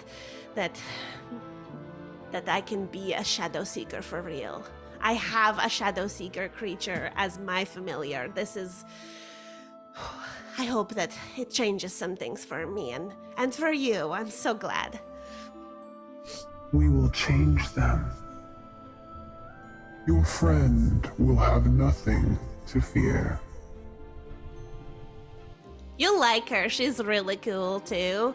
I mean, every Allegory and Zahir, they're sort of, you know, they're not as dark and twisty as the two of us together, but they have their own things going on that you'll really bond with too. I look forward to meeting them. Shall we go now? Yes. Let us go. And you get the sense of like the creature feeling elated that it gets to leave this place. And just as excited as you are, it is very excited. And so like this, it's almost like a rush of adrenaline for you as you're like feeling this heightened emotion of your soul-bound creature also wanting to leave. Yeah. And the two of you walk through. Are you holding it? Is it walking on its own? Is it flying? I think it's gonna be sort of like perched on my shoulder with its like wings tucked in behind it. Okay. And I did want to note that as we're leaving, Bellisbury actually forgets her golden bead in the garden, and leaves it behind. Yeah. You see it Just kind of focused floating on this down on the into shadow. the water. It was part of the acorn. Mhm. And you walk through. And just as everyone's worrying, because Bellisbury hasn't come through, you see Bellisbury with this little creature, shadow creature. And you all have not seen very many shadow creatures, primarily because they're super rare. You have seen a fen shifter before because Agatha has one, but she's the only other person who has one. And in regards to shadow creatures, you probably haven't seen one in the school before, other than maybe the professor, which Yevris probably doesn't show his familiar very often. So maybe some of the more senior students have seen Yevris's familiar, but probably none of you have seen it. You might have heard of it if Yevris is like your favorite teacher or something like that. Hey, you're back. Hello! Oh my goodness. You all, Who's this so many one? creatures. This is fabulous. Starting to worry about you. Are you okay? Am I, and they look around the classroom. Oh, I'm the last one. I'm so sorry you had to wait. Oh no, it's fine. But can we get an introduction? I mean, look at the little wings. Yes, of course. This is my new shadow. Everybody say hello. And I'll sort of like give space for it to crawl down my arm. Yeah, and it meet walks everyone. down slowly, and it has a very feline vibe about it, the way that it walks with confidence. And its little wings kind of come out from unfurl, and it flies, and it kind of gracefully flies, and as you guys see it, a little wisp of shadow follows its tail as it trails. And it kind of nuzzles next to each of you. And it spins around Persephone specifically, and you hear in your head, Bellisbury. Is this your friend? Yes, that's the one I was telling you about, Persephone. I call her Sephi sometimes. Yes, and it kind of sits on your other shoulder, Persephone, and it looks to the fen shifter, and it hisses, actually. Oh, no, none of that. Come on now, we can all be friends here. I think it's just playing, right? Allegory will interrupt and just simply say, that's not normally a playful sound.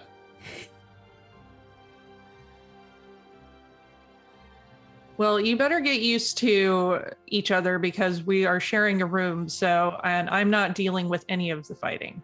That's right. We all have to get along together. Fine. It says in your head, Bellspray, and Persephone, yours is like, I'm scared. Don't be scared. It's gonna be fine. Bellspray will not let anything happen. For sure. I mean, making new friends is tough.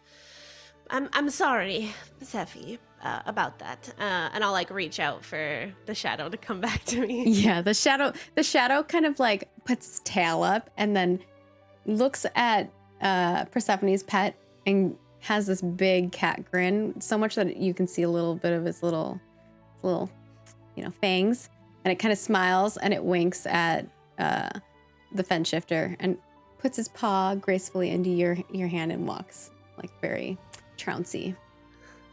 I've never seen such a creature, Bellspray. Did any of you get, was there something that you found to sort of like feed your creature to complete the ritual? No? I mean, the ritual works different for everyone. That's what we've been told. So maybe yours was like a feeding thing, and maybe... Well, actually, the only person who's described it to me yet, so... Mine came after a long time. I had lots of creatures around me. Yeah, because creatures like you. I just had the one, and we had there was a thing with the diadem, and just, it was a whole to do. But you know. I'm sorry. Yours, you had a tiara. It was a diadem. Thank you. Is there a significant difference? It's yes. true. There is. Yeah, there's it. Yeah. What? Was it made out of fur? Or out of twigs and flowers?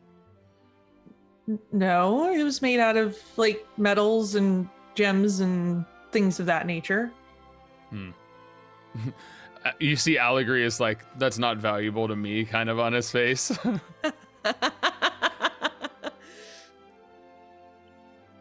I chose not to this year.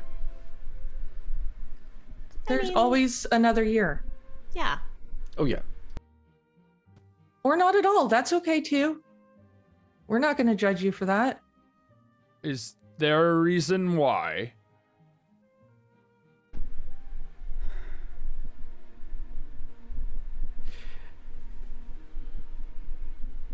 Because there's one place that I have left where there's just me, you know? It's in here. And if I don't get to keep that, then no part of me is just for me. I need a bit of me that's just mine.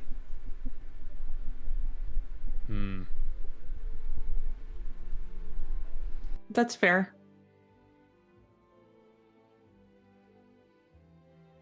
And the bell rings for class.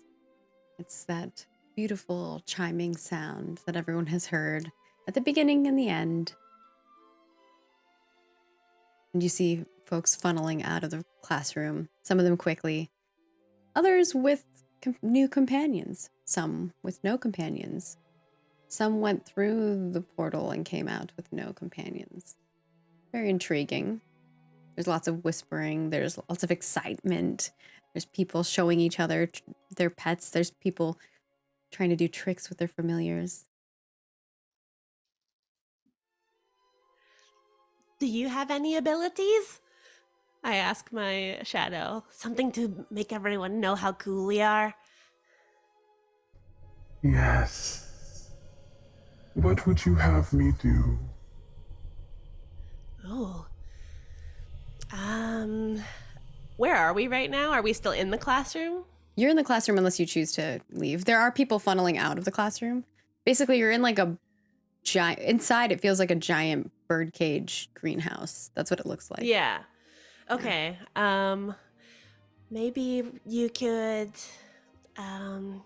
do some tricks in the air, do a nice flying show. I can't fly, so any creature that can fly is always cool to me. I can do this for you. Only if you want to, just for fun. Yes, fun. And it flies up in the air and does a show. Tell us what it does as it floats up in the air.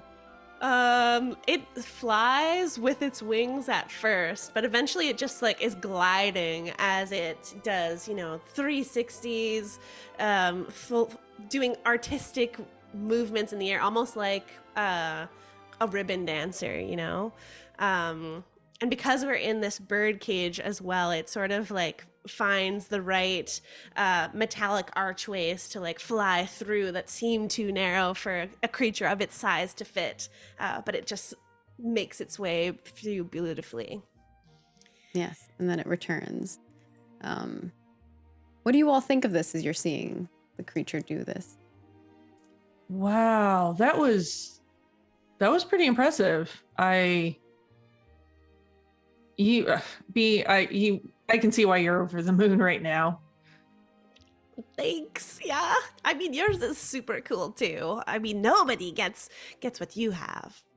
Yeah, I mean, except my mom, but we don't need to talk about that. We don't need to talk about me right now. I'm so happy for you. Thanks. Me too. I hope Eloise will be proud. I'm sure she will be.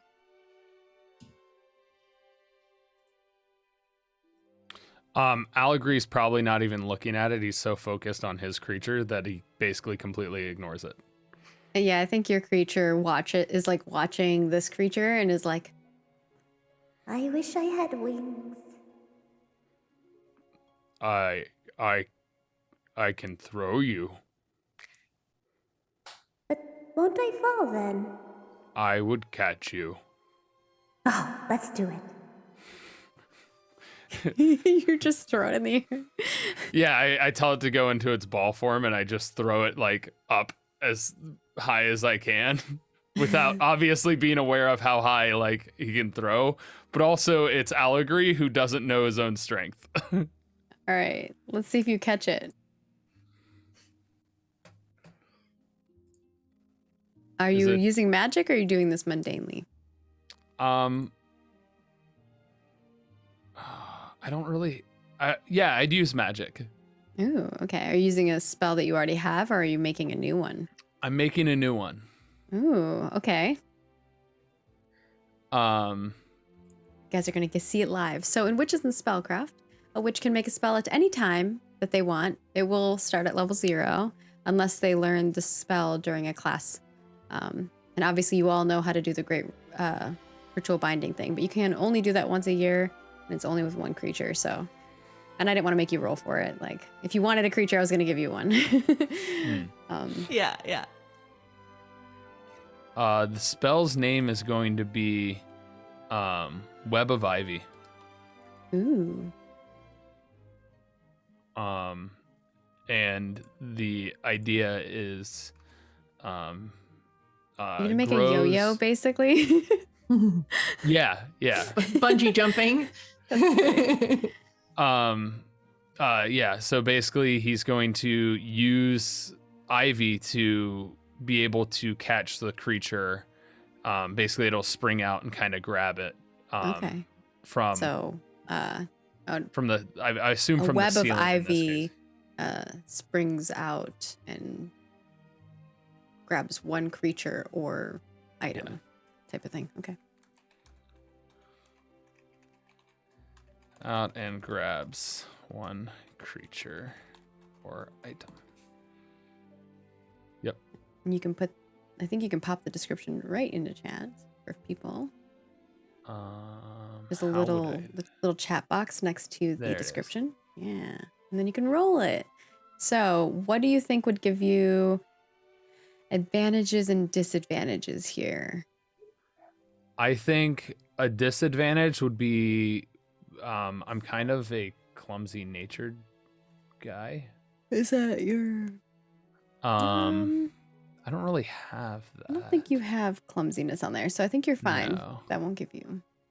I don't really see a disadvantage then. I mean, I guess. Yeah, what are your advantages? You don't have to say disadvantages. Okay. Well, I think the environment in this room gives me advantage. Yeah, I would say that. This room is very viney and plant-like. Basically my makeup of being overgrown. Sure. Caring personality. I would say inventive. Also applies here. You're like kind of spawning a web ivy thing. I'm also in a garden, which is my closeness to my grandmother is a garden, and you described this place as being a garden as well. Obviously it's my familiar, or I bonded with this creature, and I chose this creature. My family is valiant. I don't know if that qualifies, but it's... I wouldn't say that it qualifies here, in my opinion. What about loyal? I don't think you're being valiant necessarily. What about loyal? I think you're just kind of having fun, right? Like you're playing with your pet. So I wouldn't say loyal. You're not being necessarily loyal here. I think I know how to treat animals, and I'm catching an animal. Where's that at? I'm just saying the barn. Oh. Oh, the barn. Yeah.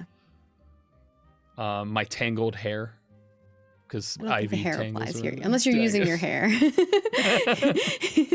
Oh, stretching delicate. it. I catch it delicately. My eyes are delicate. What? No. I don't want to drop my creature. I'm very my scared. delicate eyes. look at it. I would say if you had perceptive eyes, I would maybe allow that. But delicate eyes, I think delicate eyes would help you if you're trying to like appear innocent or something like that. Or maybe. gentle. But, yeah, or being gentle. But like, I don't think it applies here to catching. If you really are nervous about dropping it, though, do you want other people from your coven to cast it with you? Yeah, if they'd You want to be do a willing spell circle? Yeah. Yeah. Why not? Okay, so everyone can add that spell to their sheet. Yeah! We're gonna do a spell circle on the first, just to catch this creature. It's become a thing. I would like to exclude myself from the spell circle because I want to do something different. Okay, yeah, you can exclude yourself. A spell circle only really needs to be one plus another witch. It doesn't have to be more than one. Or it doesn't have to be like the whole coven. All right. Everyone add that to your sheet as a level 0 spell. It's level 0 for you as well, Allegory. I think it defaults to 1, but you have to put 0. Okay. So I think you have a +7 for it. What about your spell book? Dirty and Ragged. I don't think that applies. Yeah. So right now you have a +7, but wait, because the others are going to cast their versions of it. And they might be giving you more bonuses. They can't hinder you, but they can assist you. So let's see. I'm assuming you're going to be the main caster in this. Yes. Also, you would have +8 because this is a very nurturing spirits spell. Oh, yeah. Yeah, so you'd have +8 to start. All right. Let's go with Char since you proposed it. Yeah.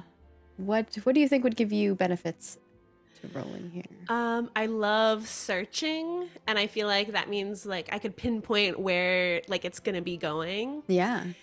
And Would this be a daring feat? Not really. don't I mean, think it's daring. I'm being daring. I don't know if this is daring. I would say, oh no, you're not worried about me. That's Persephone. No, she admires you. Yeah. But that's true. I do admire you. Does my relationship with Allegory work in here?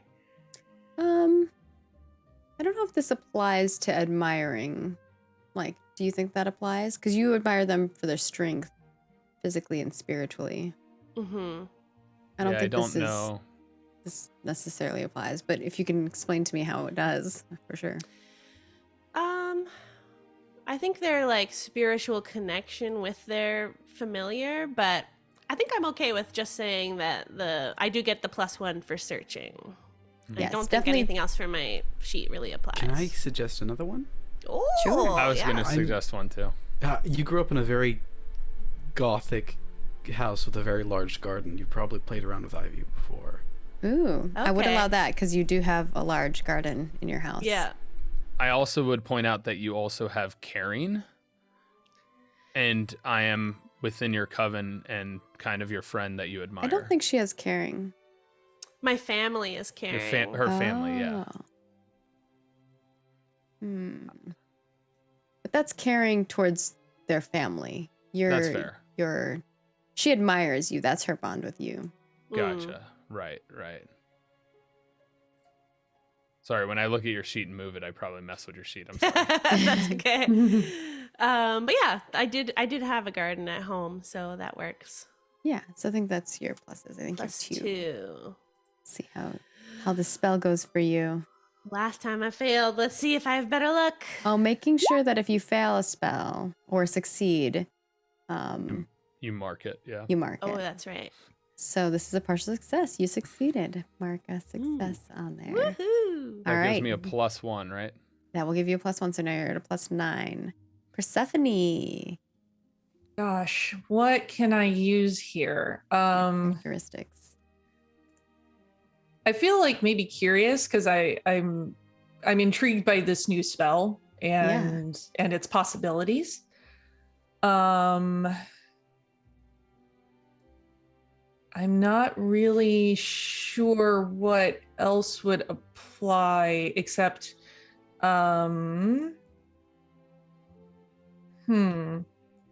Your eyes are green.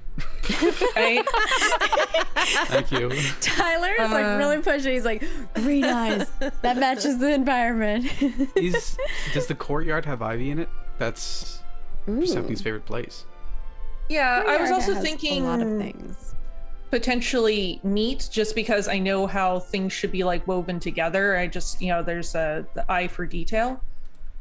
I'll allow that. Okay. So that gives me what, a +2? +2, yeah. Make sure that the spell is on a 0 because I think it's on a 1 for you right now. Yeah, You have to let me. manually do it. Yeah, It defaults to manually 1, type it. sorry. Gotcha. There we go.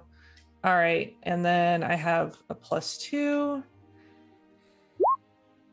Ooh, All right. Mark a success on there. So you have a +2 to your roll. So that's a 10. I feel like you can't fail here. Yeah. You're So at I'm least gonna- going to get a partial success. Yeah. 16. Ooh, that was close to a crit. Like so close. Nice. You could describe to us what this looks like as we see Bellspree assisting you and Persephone assisting you in casting this spell. I would say multiple because I have multiple casters. Pieces of ivy shoot out and catch my creature just above my hands and like softly drop it into my hands after catching it. It's almost spring-like. They shoot out, grab it, and it comes down and it slowly catches it and then drops it right into my hands. Perfect. It's like a little bungee cord lands. And then the ivy, almost like spiderweb, lets go as it lets it gently go into your hand. And the three of you are like, this is the first time you casted the spell and it's been successful. maybe Persephone and Bellspray, you can tell that Allegory was doing most of the magic was coming from them, which makes sense because they're very nurturing spirit, where like the other you two are very much into other stuff in regards to the types of magic you like casting. Zahir, you wanted to be doing something else whilst they were doing this. Like, you guys were doing this magic circle in the professor's classroom, right? Yes. Yeah. Are you staying in the classrooms here, or what's your plan? Yeah, I am staying in the classroom because this is enough weird things have happened that I think I look towards this shadow bat cat. And though my doubt affects me, I ignore it for a moment. I reach to a flask I carry on my side, uncork it, take some drops of water, place it over my eyes, and I would like to cast a spell myself. Ooh, all right. One of my own, called Wash Away Concealment. Oh, this is the spell that you had from the beginning. Yeah, I live in a home with a lot of ghosts, quite literally. So I'm used to this kind of thing. So I use water and reflections to try and uncover something that is hidden or unearth a secret buried away. And I want to figure out what is the nature of this shadow attached to Bellspray. Ooh, I love it. All right. What do you think will give you advantages here? I'm very inquisitive. My personality is inquisitive. I like helping others. Although this isn't really helping, is it? Well, it is if you are going to warn them about something. I do want to. That's my thing. Something about this is freaking me out enough that I'm worried. I will allow it then. And I admire Bellspray.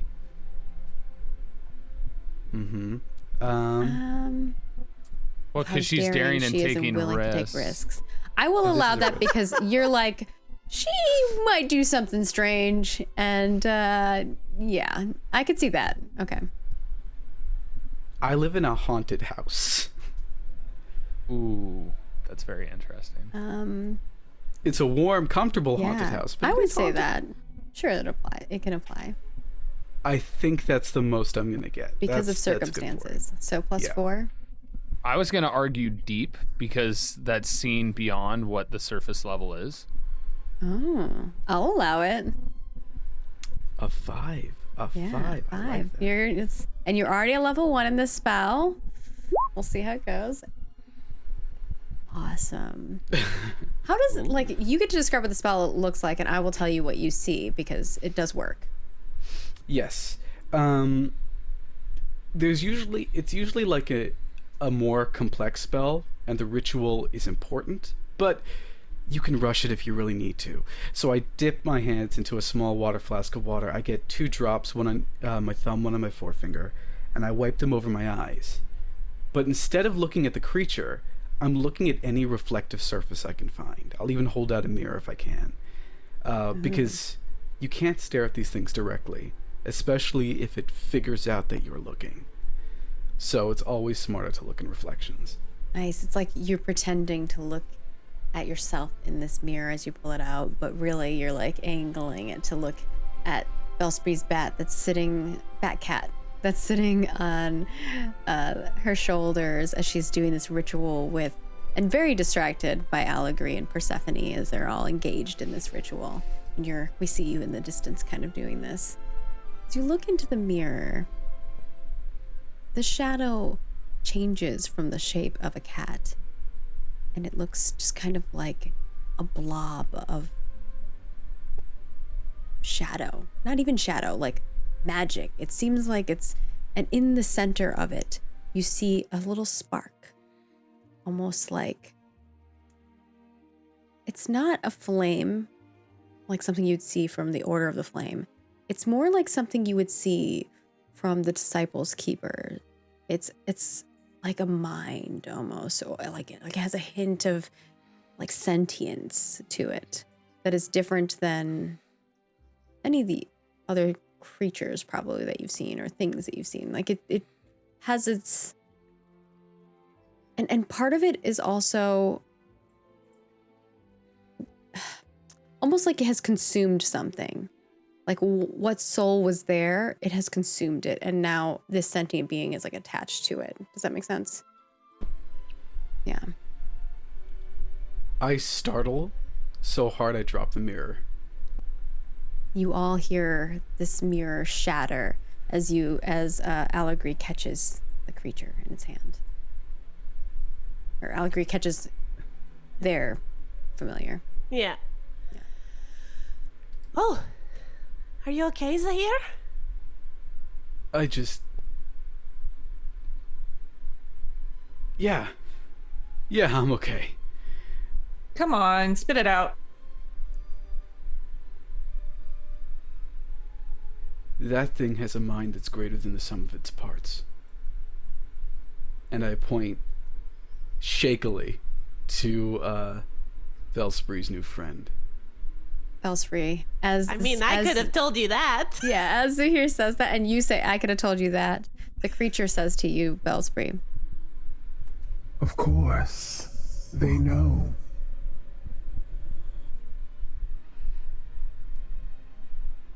It's like, so, I don't know. I'm excited to get to know it better. But don't be afraid of it. It's very nice. We had a lot of fun in the ritual. I look at it. Does it look back? Yeah, it looks back at you and smiles. And it's like rubbing on Belspree purring. And it says to Belspree, Tell them how we ran in the hills. You know, there was the pond, and there was the golden acorn, and then I lost my bead, but we were, frolicking basically. It was a shadowy creature before, but I asked it to take this form, and it was really willing and nice, and it was like we were two bunnies almost, like scampering off in the grass. And I kind of try and catch Zahir's eyes a little bit and like cock a brow, because like after seeing it hiss at my familiar, I'm kind of like, maybe there is something here, maybe, so at least to acknowledge that I'm on the same wavelength. Yeah, Zahir looks back, and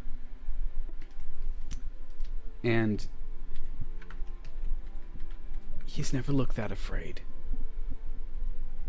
and I think that is where we end today's episode.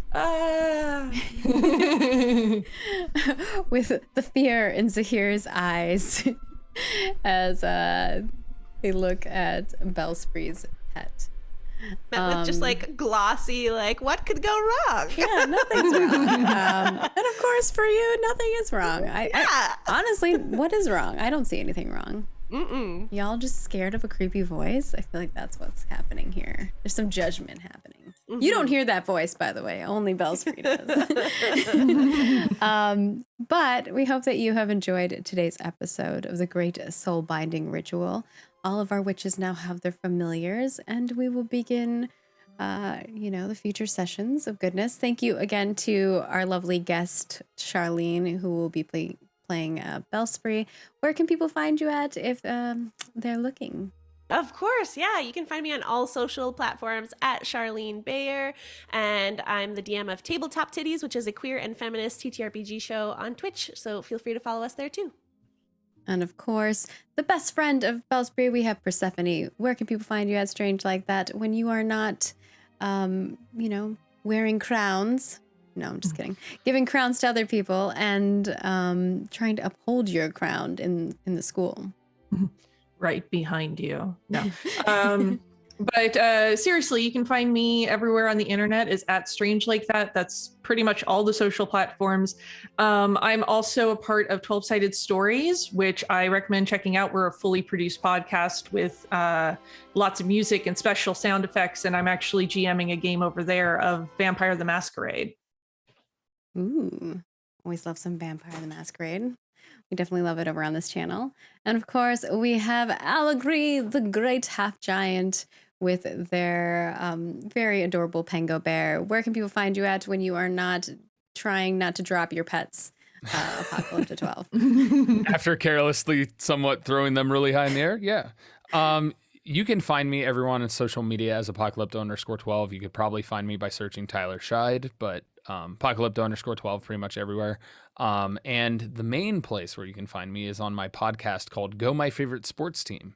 It's a podcast about sports for not sports people. So if you want to check that out, give it a listen. It's on all the listening apps. All right.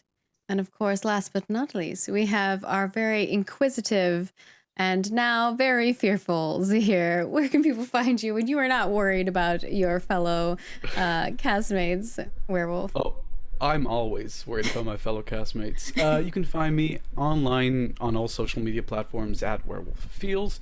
And you can also find me on the Atomless podcast, which is a Starfinder podcast. I play a big old, actually sure of himself Ifrit. It's been a lot of fun. Check that out. Also, there's some more stuff coming along the way, but I can't talk about it just yet. Ooh, always love secrets. So stay tuned for that. And of course, I'm Margaret Crone. You can find me at Margaret Crone in all of the places. I do lots of things on the internet, a lot of shows. I'm also here every Thursday and Saturday for Roll For It at 10 a.m. Pacific.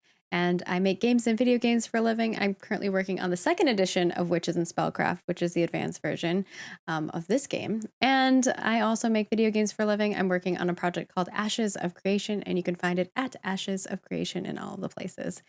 And for us here on Roll For It, we appreciate you all coming here and watching. We hope that you enjoyed the first episode, getting to know our characters as well as their first familiars. And of course, we want to give a shout out to our sponsor, Roll20. Thank you so much for sponsoring us. We super duper appreciate it.